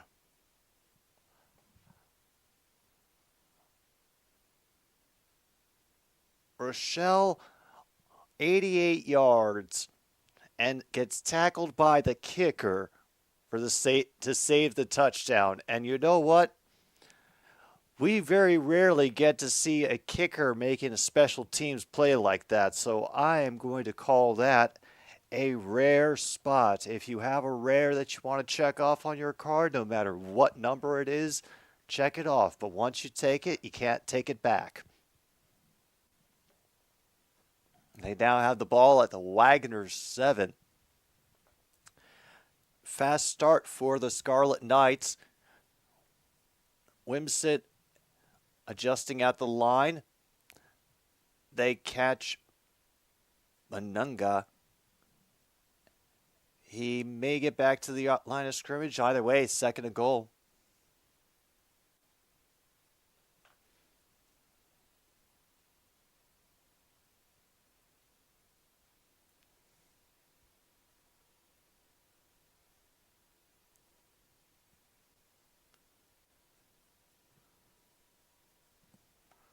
All right, second and goal. They're teasing a blitz on the right side of the line. Now they've put in the pressure from the left. He evades it all by running around it and running in himself. Second rushing touchdown of the day for Gavin Wimsett. 7 yards. Sorry, those of you who have the 10-yard QB run. Oh boy. 30-3. At least Wagner scored. In some of these squash games that I've seen, the FCS teams don't even score. At least they made it on the board.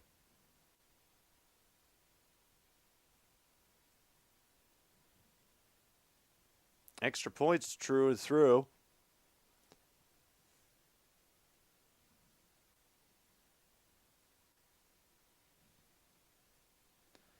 We're now at 31-3. Dang. I kind of want to do Wisconsin and Rutgers next week. If only because it would be a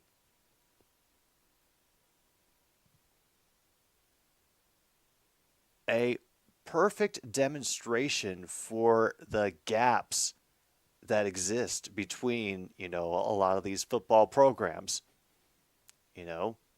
Between a program like Wagner and then Rutgers, and then within a within a conference itself between Rutgers and, a school who can get, pretty much anybody that they want.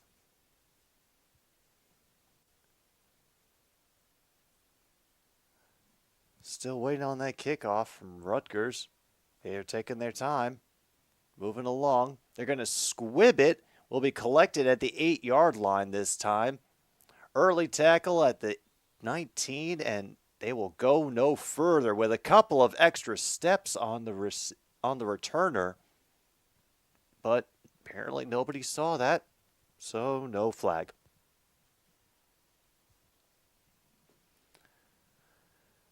Whew.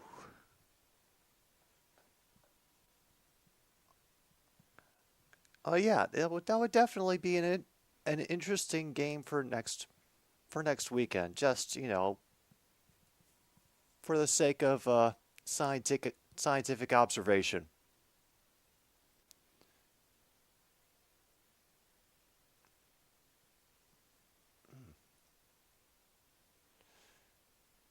And what is the score in that game right now? Oh, 34 to nothing. Oh, oh, Nebraska. Oh, Nebraska.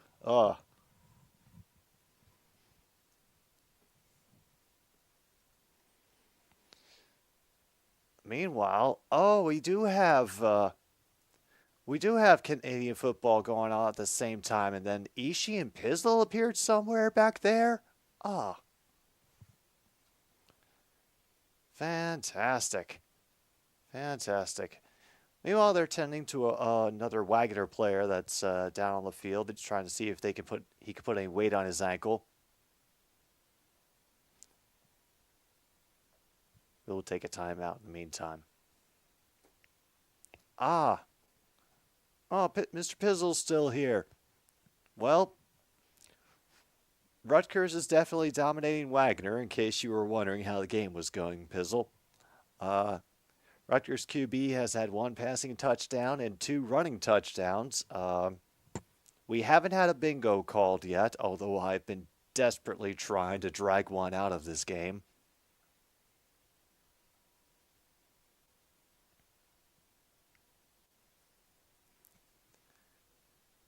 But we got robbed of a special teams TD by the kicker making a tackle, so I turned it into a rare one. Who is this running back that you speak of, Logan, that you think is a potential first rounder and whom Logan apparently thinks is just a load of dingo's kidneys?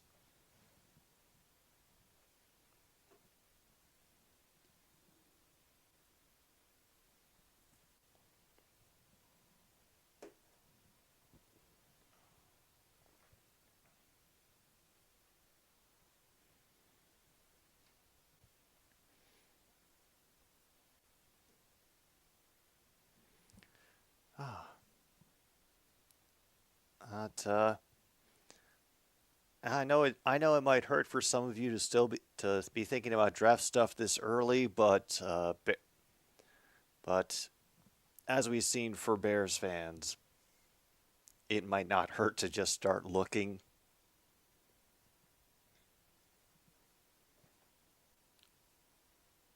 The past 3 seasons, damn.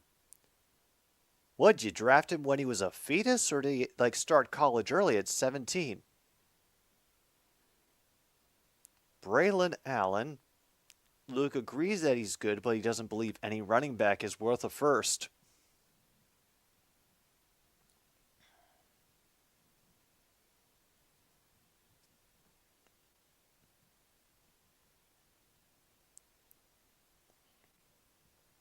All I will say is, let's see if Bijan Robinson bucks the trend and can, one, stay healthy, and two, productive. Started college as a 17-year-old. Okay. Has rushed for over 1,200 yards in the past 3 seasons. So this dude is a junior, you're telling me.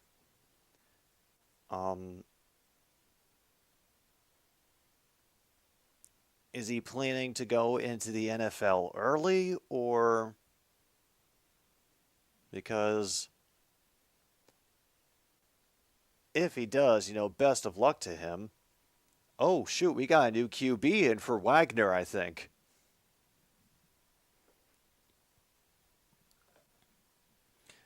Damian Basil in. He has one pass completed so far for 4 yards. On 2nd and 6, they grinded up the middle for 3.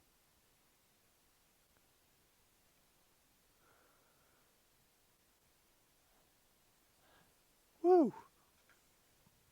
All right, will be the 3rd and 4.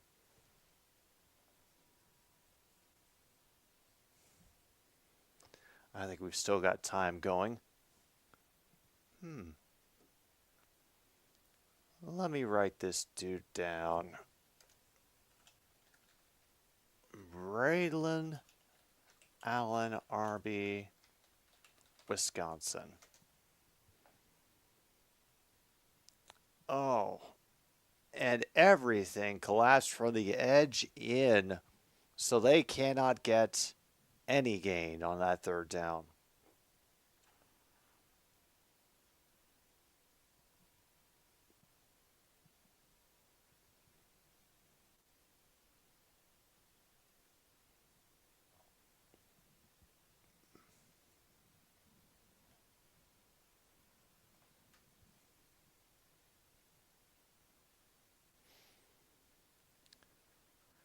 Oh boy. This is going to get worse, isn't it? Okay, at least he got the punt off. First punt for Wagner. A good tackle after about a return of 4. Number 44 for Wagner getting in on that. 7 yards. Wait a minute. Rays and the Jays are now headed to the 10th. You can call me Ray, and you can call me Jay. Oh my God, they're still tied at 4. Oh no.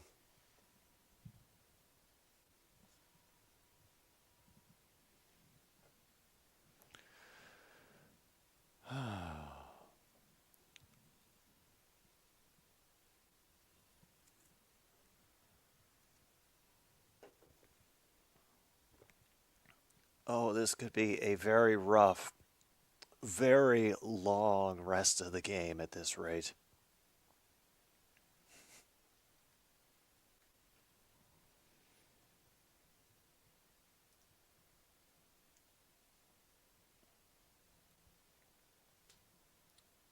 Meanwhile, Monty's and Calgary are going to kick off in 75 minutes.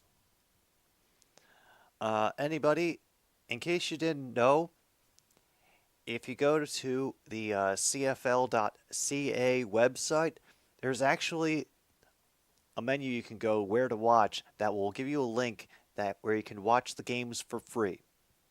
I swear, no catches. No catches is for,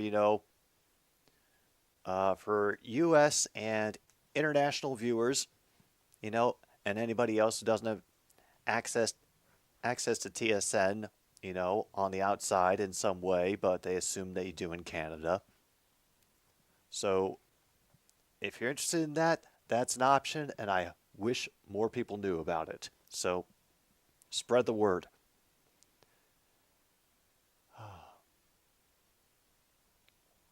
Oh, maybe the terrible secret, Luke, is that maybe clown school is just another way of saying life.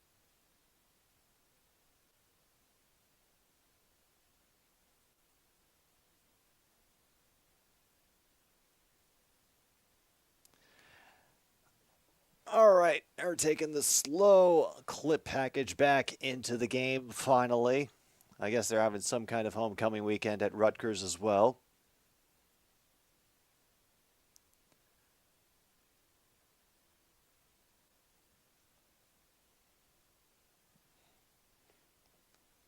Oh, yes, and the other important match between the Mariners and the Rangers getting started in 75 minutes. That could screw up the whole AL West. Meanwhile, on this run on the right side, we'll go for about 6.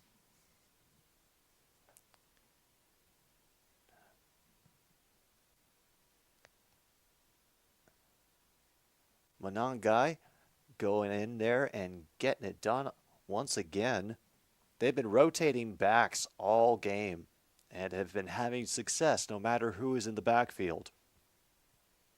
Oh, I saw it, Tyler. Oh, it's a rough day. Meantime, he spins out of bouncing out of the pile, then spins through a tackle to fall across the first down yardage marker. Loses a shoe in the process, but, you know, yeah, who needs the shoe to fall over? Has to come out of the game to get it re-strapped in. We're under 10 minutes now to go in the third.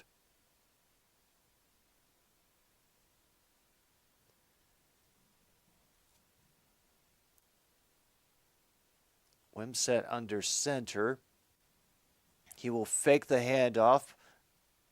And the pass is very well defended by 24. He was looking for Jackson, crossing out from the flat to the near side. And incomplete. Just a little bit not enough on the ball to get through the coverage. Very easily beaten away.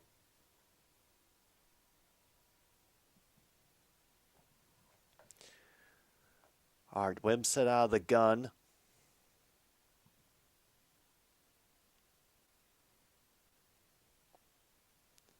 Has all the time. Will tuck and run. Will get tackled by number 41 of Wagner after only gaining 3.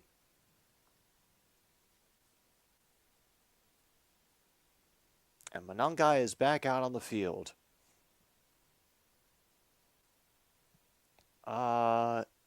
Yeah,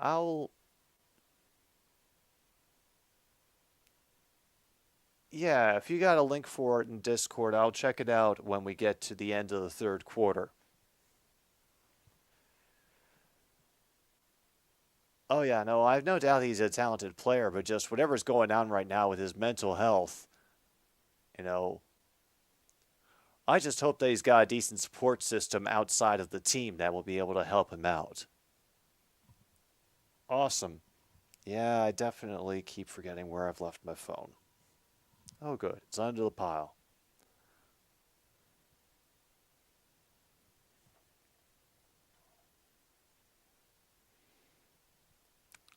Oh, dear. Oh, and what just popped up on my phone is Tom Grossi's new video, What's Wrong with the Chicago Bears? So if any of you have been waiting for that one, I recommend you go check it out. Believe me, you won't miss anything here. 4 for 4 as they go for it on 4th down again. Dang. Washington gets a gain of 7 over the air.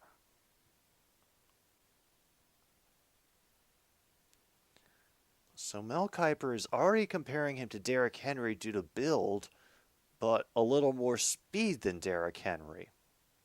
Okay.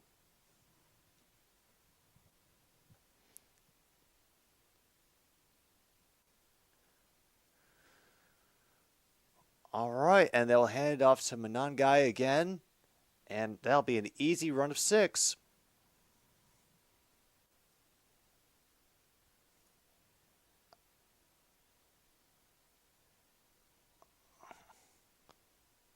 Wait a minute. Let me see this.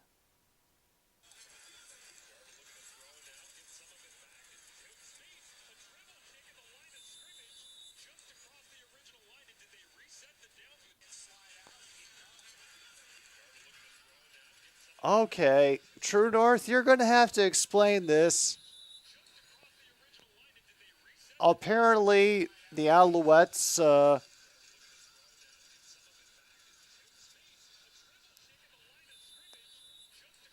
what the hell just happened in this onside punt? Shit that they just pulled against the Red Blacks? Okay.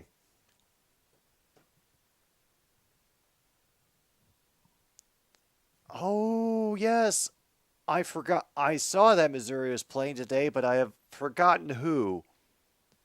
It didn't seem like a terribly important opponent for them. Oh, that's right, Vanderbilt, and they're last I see they're leading 17-7 at halftime. Is that still the case? Yeah. Oh, I see. You know what?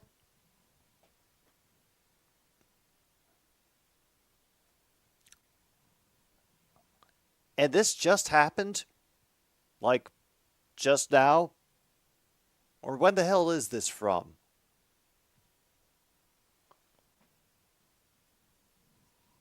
Oh, all right. Finally, Rutgers got first and 10 again.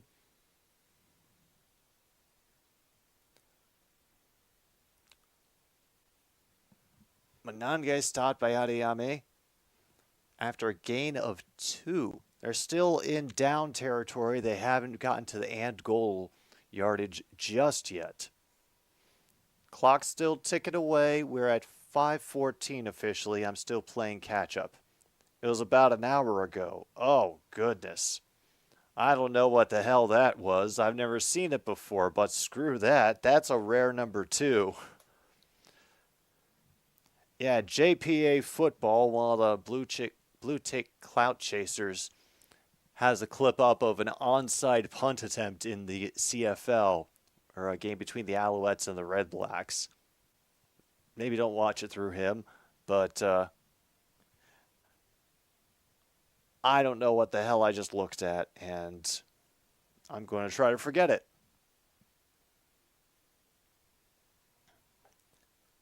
Meanwhile, the Rays have gotten a 2-run lead in top of the 10th with 2 outs. And Manungai gets buried in the backfield, will lose at least 3. Now it's Rays 7, Jays 4. Angie has filed her protest, as you can hear. Okay, Angie. Come on up here. We will settle things, I promise. And apparently because it went past the line of scrimmage, it was a first down for Montreal. Okay, yeah, that definitely counts as a rare. Lots of jumping. The corner splits, forces him to throw on the run across his body a bit, incomplete. We do have a flag and another Wagner player down. I figured they were going to get that. Oh, we have gotten into goal territory because we just got half the distance to the goal and it's still 4th down. Apparently I've missed a lot. Still tending to the player, by the way. Clock is stopped at 3:45. Oh, the announcers have been drunk and bored for a while. They had Megan McHugh, the sideline reporter, doing a bit with the Scarlet Knights mascot, and that was in the first half. They reached that point very quickly.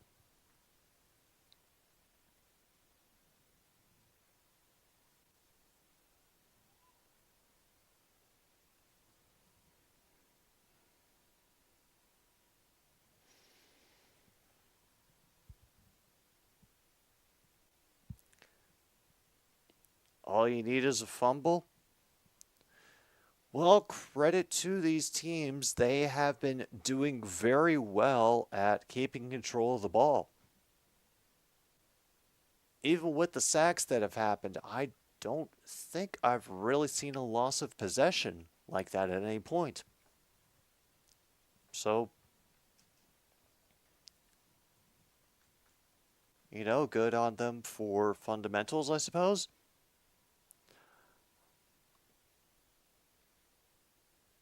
There have been no fumbles, no interceptions. However, there has been one turnover on downs.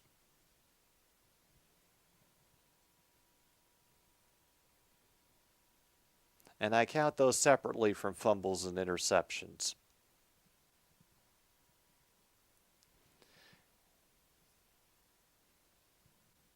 Yeah, and we are still at 0 so far in this game.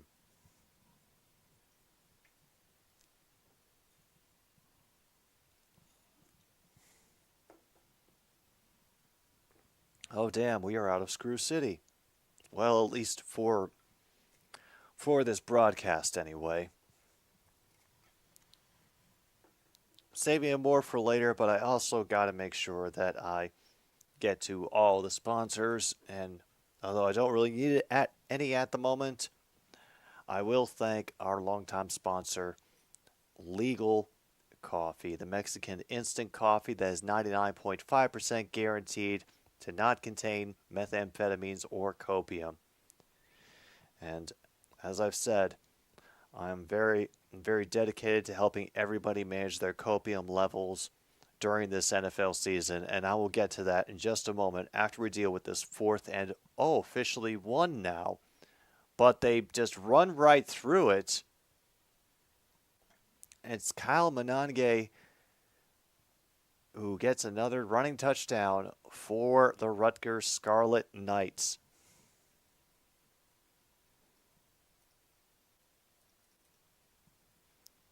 $37-3, folks. The game everybody voted for.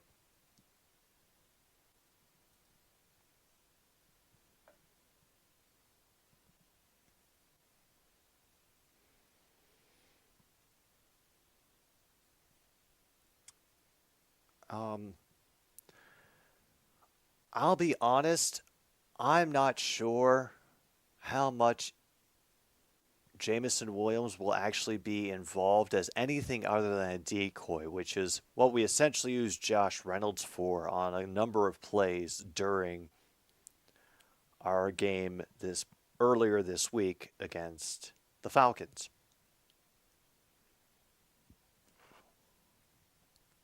So I don't assume that we're going to suddenly become this awesome offensive powerhouse just because Jameson Williams got a couple weeks off his suspension and is going to be getting back into the lineup. He still has to get back to, actually playing in a full speed NFL environment again, and the timing with quarterback Jared Goff. All those important things that can only come with, being able to, participate in practice and everything else. So that's my bit to stave off the copium for this week.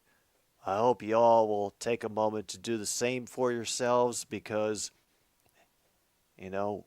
I think we can all have a more fun and, less destructive, at least to our stress, via our stress levels, if we manage the copium levels that we got going. And that, of course, was brought to you by Legal Coffee. Oh, we had a fumble during the Kansas-Texas game? Well, woohoo. Thanks for letting us know, Logan. Check off fumble on your cards, folks. Uh-oh, Angie's got all the important things to say. Come on, Angie. Get up here. Get them out. No, you have to say them on camera. If you're going to complain, you got to do it on camera.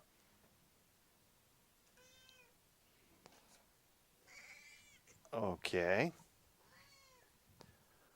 Wow. Wow, this is the most points that Rutgers has scored this season. These 37 points.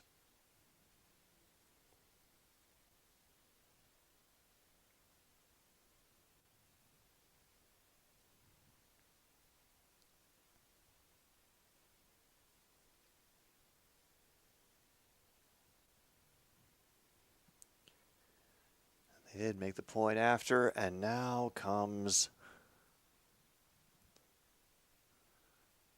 just another touchback. And a flood of red shirts running after it. Roll Tide. Of course. So what do? You settle right back into the lap. I ended up getting trapped here for a half an hour after the stream ended because Angie decided that... oh, damn. Logan's got a bingo. Card number 16. Yeah, that was the card I have you down for. Mm-hmm. Stand by, folks. We may have ourselves a bingo.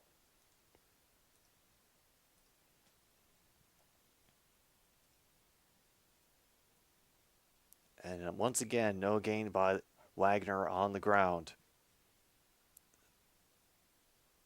Starting from lead changes under 2.5, ending at turnover on downs.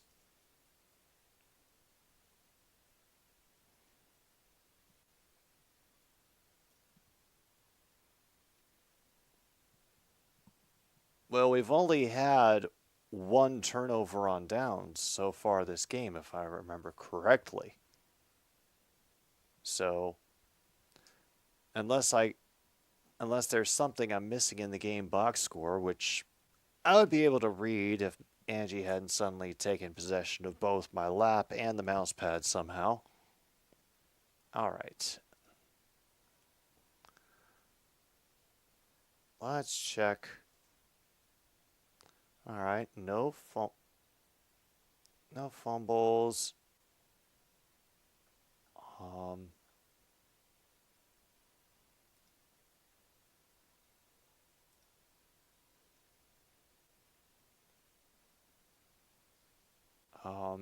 Yeah, we have, yeah, the only time that Wagner went for it on fourth down, they failed. Rutgers is still 5 for 5 on fourth down. They have been brutally efficient. So, yeah, we're not close. Diagonal, Kansas versus Texas fumble.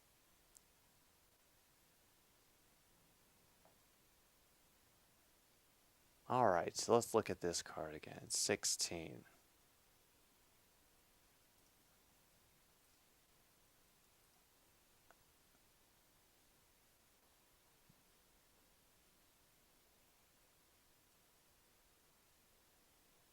Okay. So I found the fumble. Got the turnover on downs. Birthplace of college football, announcers drunken board.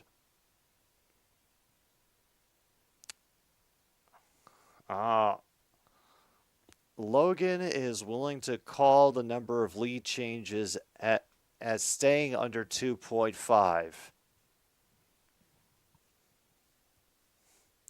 I see how this bingo works. This is a presumptive bingo. Oh, yeah.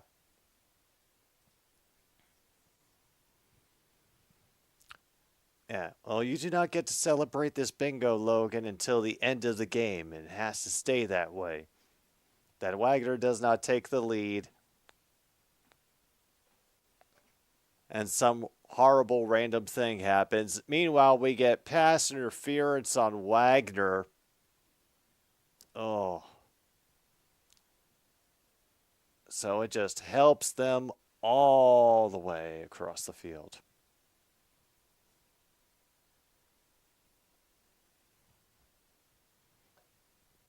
All right.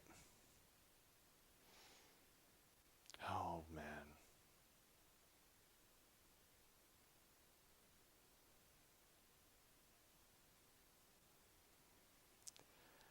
"15-yard penalty and an automatic first down." Oh, it's so nice to hear that attached to pass interference again. And yeah, that's pretty damn obvious.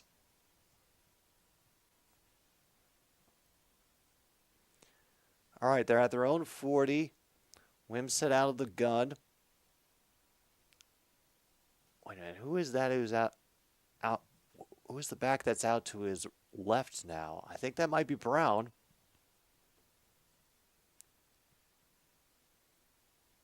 Oh no, that's Benjamin. That's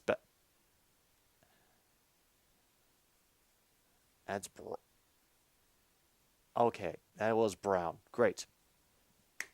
And he gets all of the yardage needed for that. First down at midfield.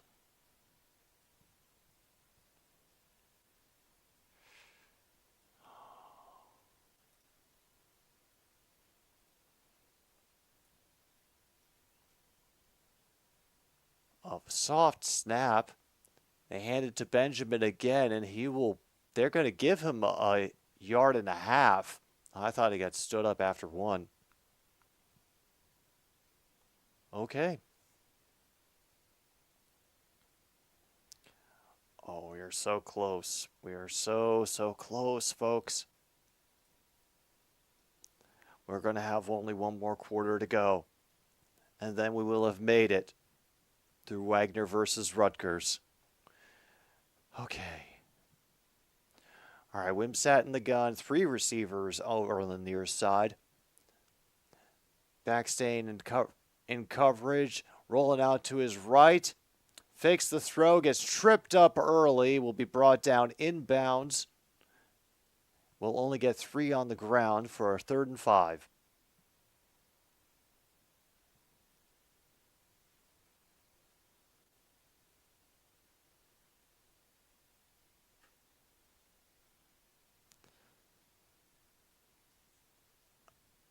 All right, what are we going to do for these last 10 seconds? It appears it is just walk off, take our time, and enjoy the fact that we're going into the 4th quarter, which is what I recommend for all of us here. Got one more quarter to go, folks. Maybe we can get some more bingos in some insane way.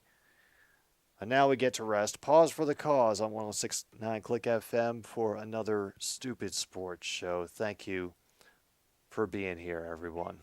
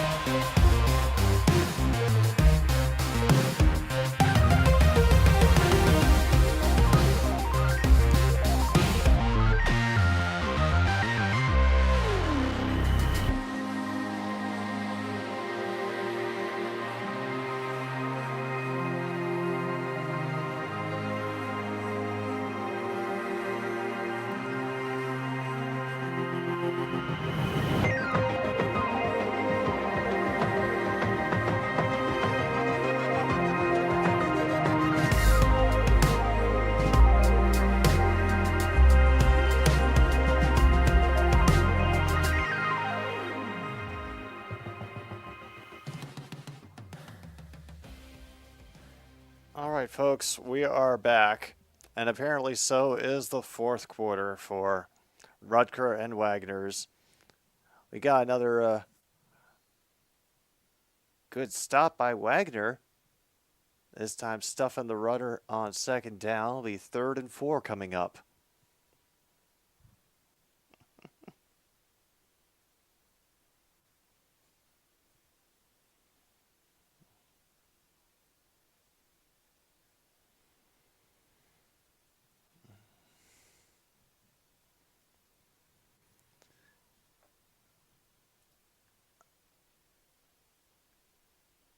Oh,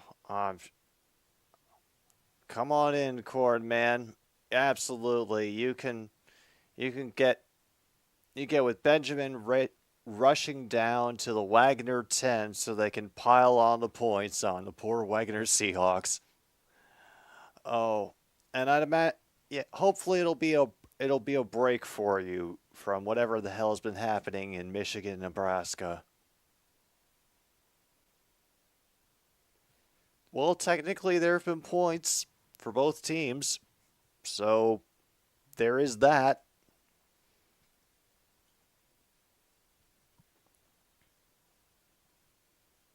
Wimsatt takes it out of the gun. We'll get it to Benjamin. He gets his ankle wrapped up a yard past the line of scrimmage and won't get much further than that. 2nd and goal. They still have 0? Let me see. Where the hell are we? 10:25 to go in the 4th, and you still haven't scored against Michigan. They've put 38 up on you. Oh. Oh, that's awful. You know what? Congratulations, Cornman. You have officially put deep hurting on the bingo card.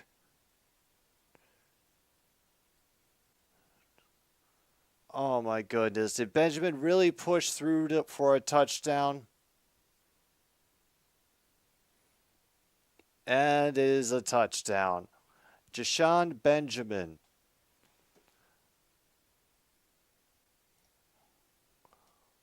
puts Rutgers above 40 points.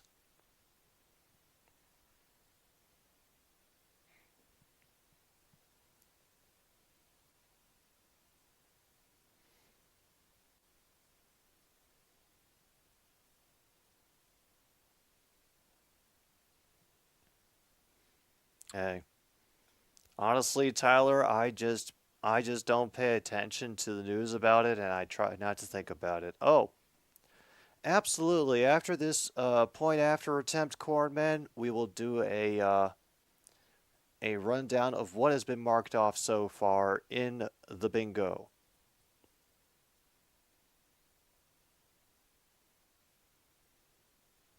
No problem. 45-3 now. Oh. Oh dear.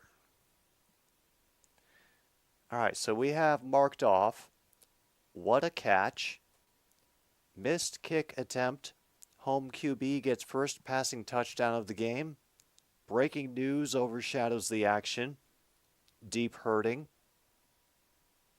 turnover on downs, the defense did something, going forward on 4th down, sack, fumble, penalty is declined, QB rushing touchdown, the announcers are drunk/bored, we've gotten 2 rare spots, had a wide open QB fail, and we have had laundry on the play as well as checking out the free space, birthplace of college football, because that is Rutgers. Oh, they're going to hold on to him as long as they can. I don't think anybody knows what Adams will do except Adams. I mean, look how much he was able to play it close to the chest when he was dealing with the Packers, and we got absolutely no word about it until the things were essentially done and dusted. So, whatever is going on with Adams, I think Devontae will try to keep the same level of privacy that he did this time. Or at least I hope he will. I mean, he is in Las Vegas. People like to spread information for money. We'll just put it that way. Oh, by the way, y'all, I was looking at some of the tiebreakers that would could happen in the postseason. It was very, very interesting.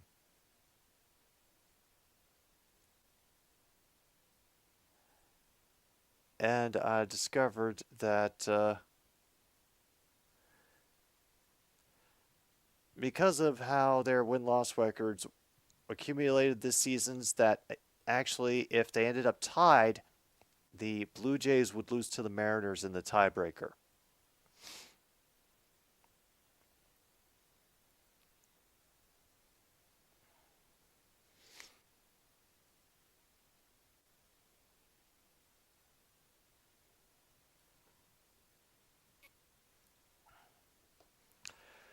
Okay, officially, and not as hopefully as I was when I was running the clock, we are at 11:38 to go. We're out for another kickoff, which will probably be not another kickoff.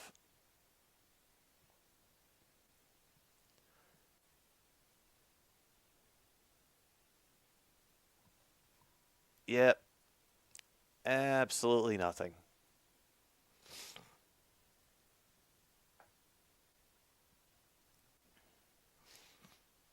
Oh, absolutely, Corn Man. We can mark off strip sack. You know, sucks that sucks that had to happen to your team, but hey, we can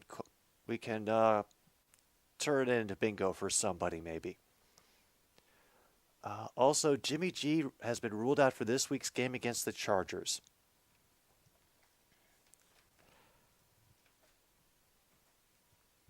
Excuse me a minute.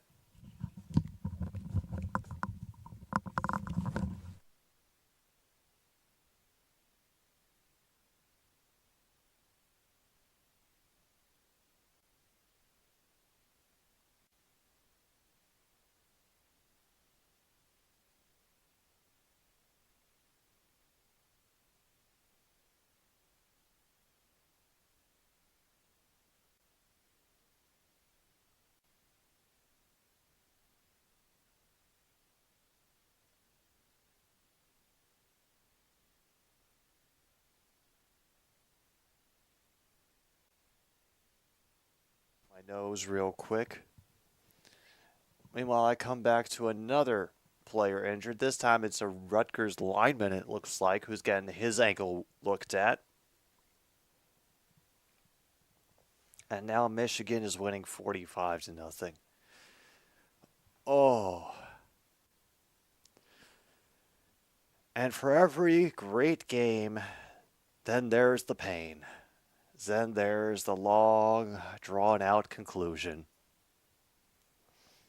Then, and this is no insult to the Broncos fans, this is the beating of the dead horse.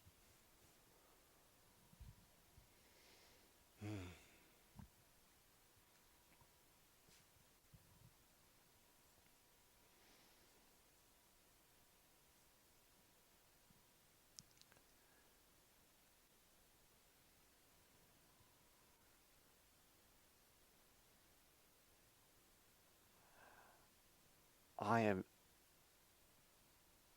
I am just shocked. Oh, everybody says that they want a winning team. That's the thing. Oh yeah, and also, yeah, the Raiders also have reinvented themselves into the new drama machine. They're trying to take over the Steelers title at this point, but Tyler, don't read anything into it as being favorable to your team until you hear it from somebody who would actually know it, because it is going to be about as valuable as looking for signs and tea leaves.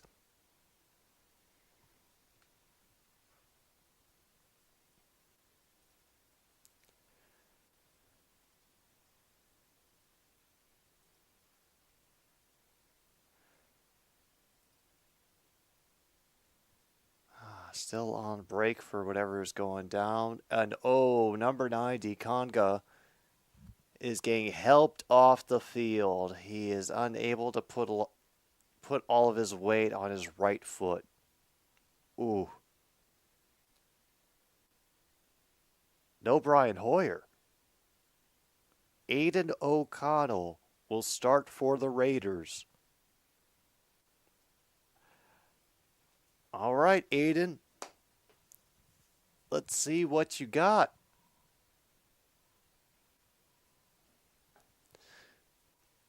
Meantime, Wagner is back. Got 2nd and 8 going. Under 11 minutes to go finally.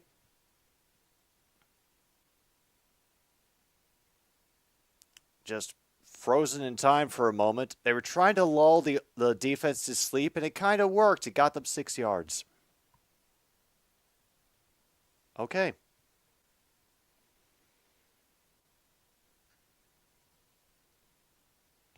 Oh, you misread the tweet. It will be Hoyer. Well, there goes the enthusiasm for that game. 3rd and 3 now for the Seahawks. Come on. Give them one touchdown. They're across the 30-yard line. Good start. Good start. Our 2 receivers on the short side of the field. They'll take a run to the far side, get through the first down, spin through the air, still manage to hold on to the ball. Brought down at the 42.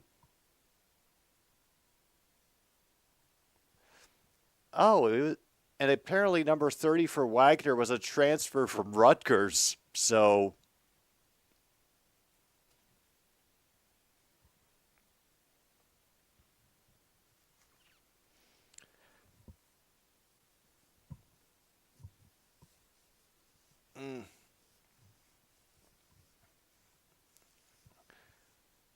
Oh, you scored? Cornman? Good job. All right. 1st and 10 will only get them 1 up the middle. Oh, God. That's my question, whether the Niners can actually stay healthy enough to get to a Super Bowl. And that includes Brock Purdy.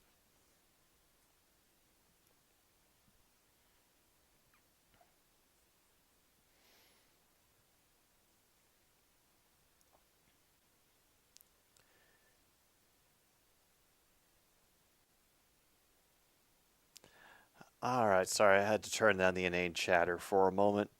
It was kind of getting to me. Another quick cut in by Cartillo will be tackled from behind by Griffin. Gain of 2. A 3rd and manageable. And because we have to, at a certain point, big thank you to longtime sponsor of the show, chicken flavored crackers with just enough chicken flavor to make my cat want to try to open the box on her own. On 3rd and 7, they run again and get tripped up very early. They're saying he was down by contact, even though Jabone came up with the ball.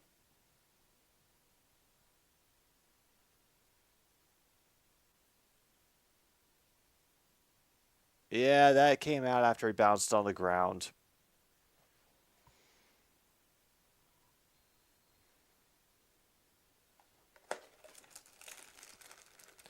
So, officially a 4th and 2.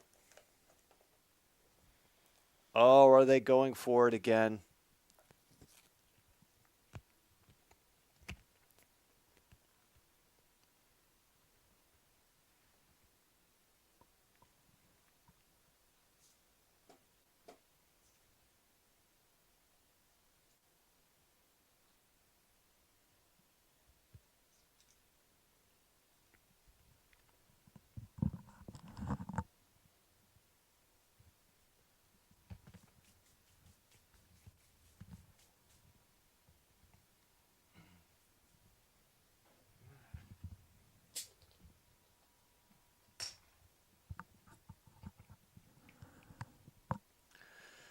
All right.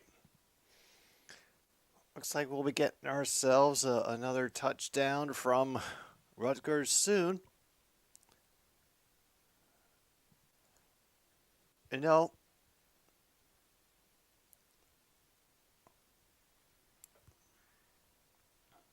I thought they were exaggerating when I looked at the top of the Gamecast box and the line said Rutgers by 42.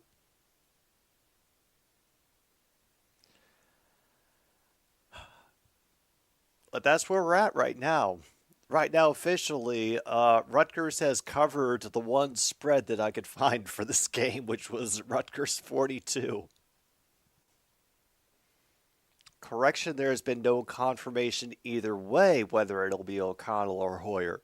So it could be H&R Puffin stuff at this point, is what you're saying. Fantastic. Or even Mr. Blobby.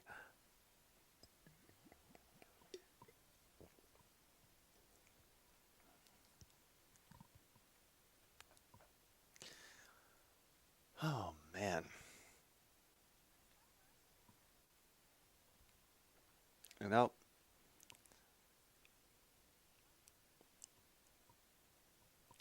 I've just put it together for myself that I'm going to be doing Bears Browns tomorrow. Bears Broncos, I mean. Oh, it's just a natural after all these years to associate the Browns with, awful matchups, but perhaps not the case anymore for them as their defense seems intent on dragging them into the playoffs.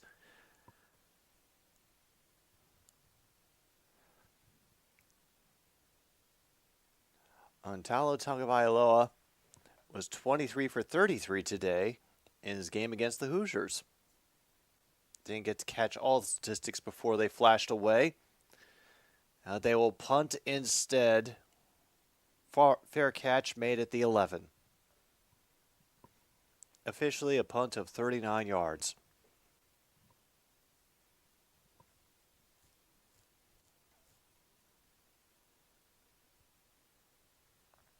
And they've already started talking about Iowa and Michigan State. So we could consider the announcers checked out of this one, folks.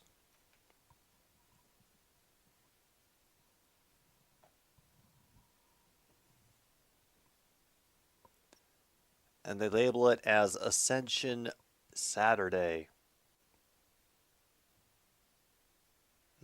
Oh, that has a nice healthy ring to it, doesn't it? And tease some extra pressure up the middle.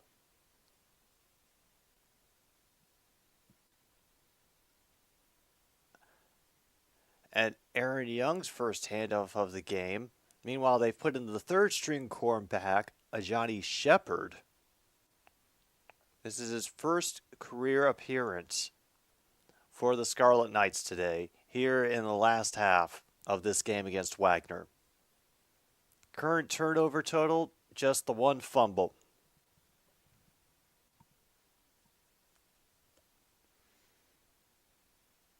Oh my goodness, he fooled everybody and then reverses course across the field to run for the first down. He pump faked the hell out of everybody with a fake handoff.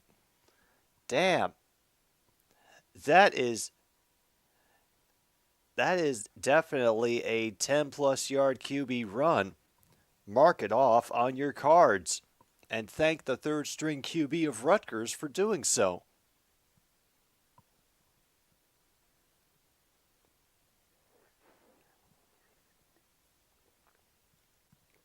Oh yeah, we've only had one so far, so we are under 2.5. Shepard just speeds through that hole. Oh, that's Young who was going through on the handoff. Forgive me. Shepard with the handoff.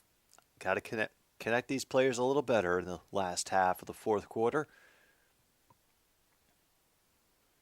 A big lane opened up by the offensive line, and nobody speeding up to fill in. Just kind of frozen in place back there.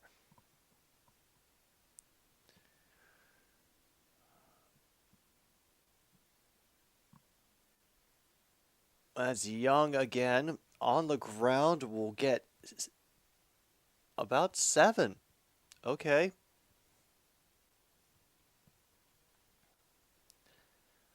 So Rutgers at least chewing up the clock as they drive down. 231 rushing yards for Rutgers today, 80 for the Seahawks.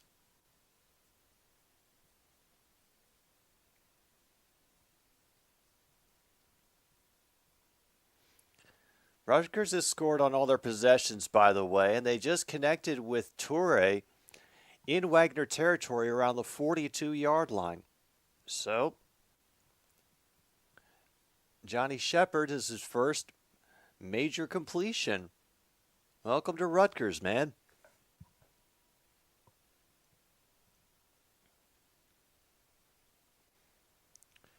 Well, we are getting to that point where we can start calling some of those.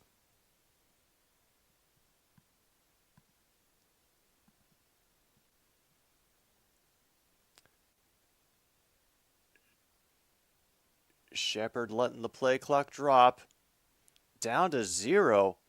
Another handoff. Ooh. Another first down. 11-yard run for Young.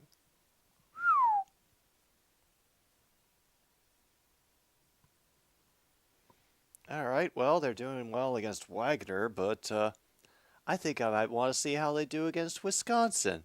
That would be great, actually. I really kind of want that to win for next week. So,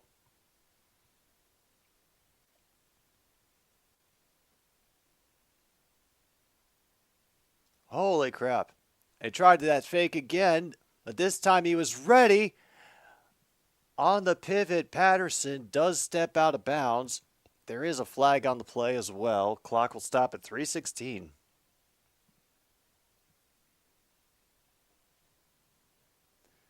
Ineligible downfield. Offense number 70. Damn. Takes him back. Oh dear. I'm almost afraid to ask Luke about what has just happened.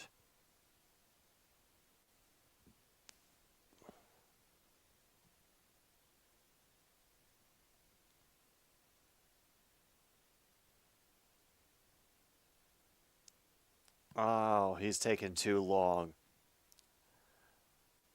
1st and 15. Damn. He kept driving through the whistle. I think they're only going to give him 5 or 6, but, I admire the effort.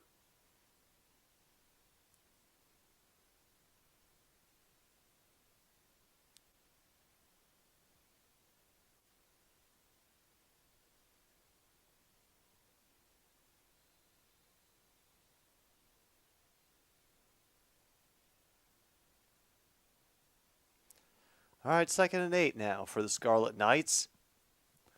And they fool them again on the run commit and are able to get number 7 over the far side to get them past the first down marker again. Gain of 10.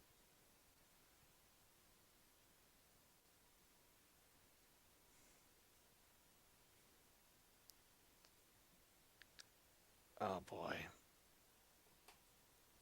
We're getting into the required sponsorship part of the game.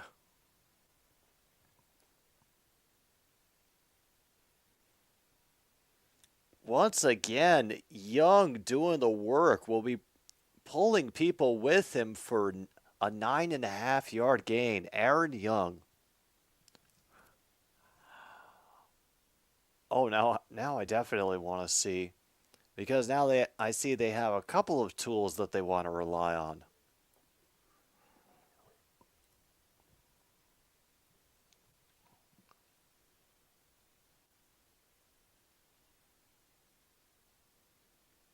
And Young nearly gets tripped up, but instead will get brought down at the 1. Gets the first down, so now it's 1st and goal. But, Garcia will save the touchdown for the moment. There you go, under a minute to go in the game, everybody. See, we made it. I told you we would.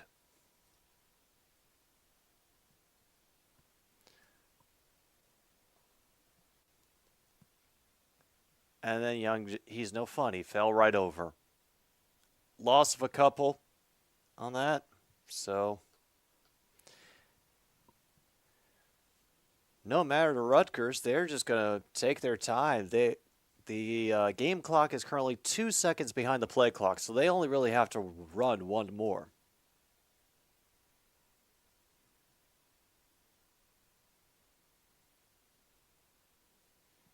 And Young will motor in for the touchdown.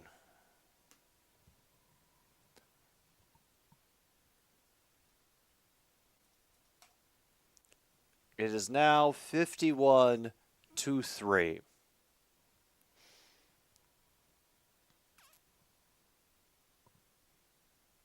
And is that really how they say it? She Stadium? SHI, She Stadium. Oh, okay. All right, nice. A 7-minute scoring drive, and we're down to 13 seconds. Closer and closer. We crawl toward the end. That one is true and through. 52-3. Can Rutgers replicate their fantastic success next week against Wisconsin? Hey, you can help us find out. On Monday, if you want me to watch Wisconsin Rutgers, put it in the suggestion box that I will post in the community tab. See, I'm being a good YouTuber. I'm reminding people about this stuff now.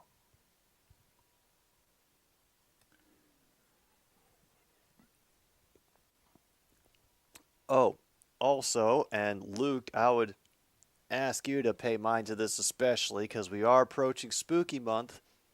So, if any requests you have tend to lean toward, the spoopy direction or some really good covers that you've run into recently, because what is Halloween all about?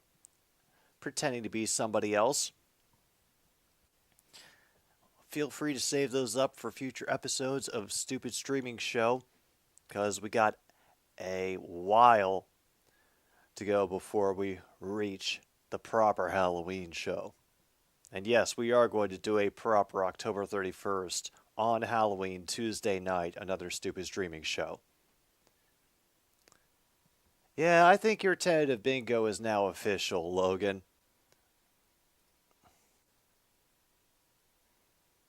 Because there is no way that the lead changes are going to change for that. So congratulations, we do have ourselves a real bingo. Officially under 2.5 turnovers is the game.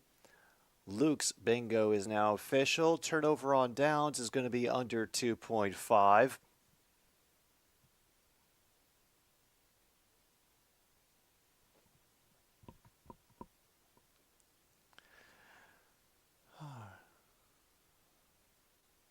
Oh boy.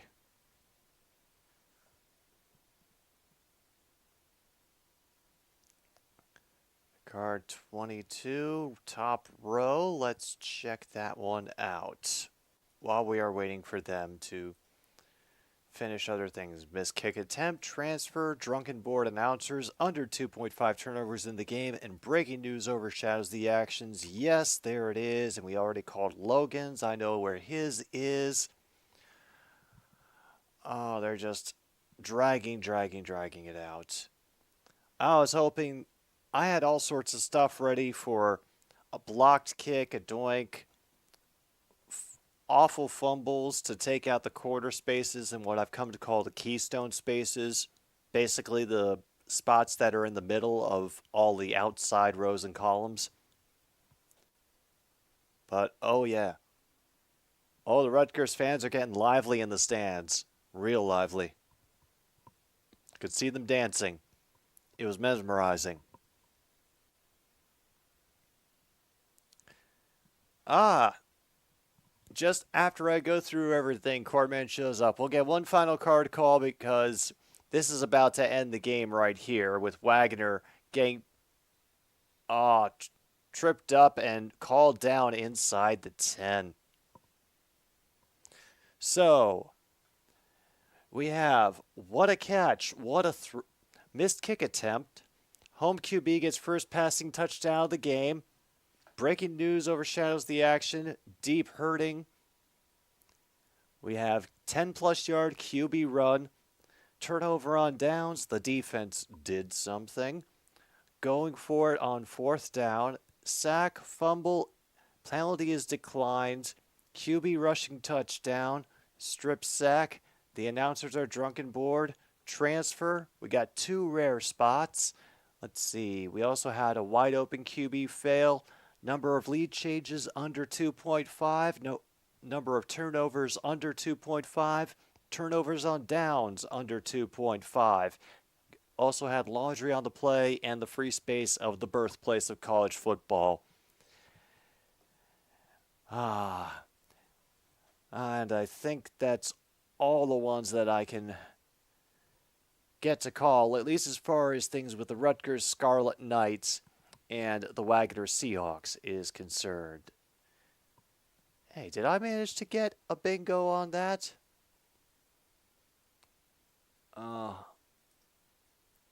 Well, yeah, I didn't get one either. And, yeah, my card just looks like a failed game of Hangman. Yeah, Rutgers was definitely favored in this one. And as we saw, it was for pretty good reasons, as it turned out. I will have you all know that for tomorrow, I'm going to make a public card that will be for anybody to play for whatever game they decide to watch. And it's just going to be available as a public post. So, feel free to spread it. Anybody that you watch your respective games with tomorrow, I'll try to make it apply to as many as possible with some fun spaces thrown in just to keep things interesting. But we did it, folks. We made it through another audience-suggested game. I knew we could do it.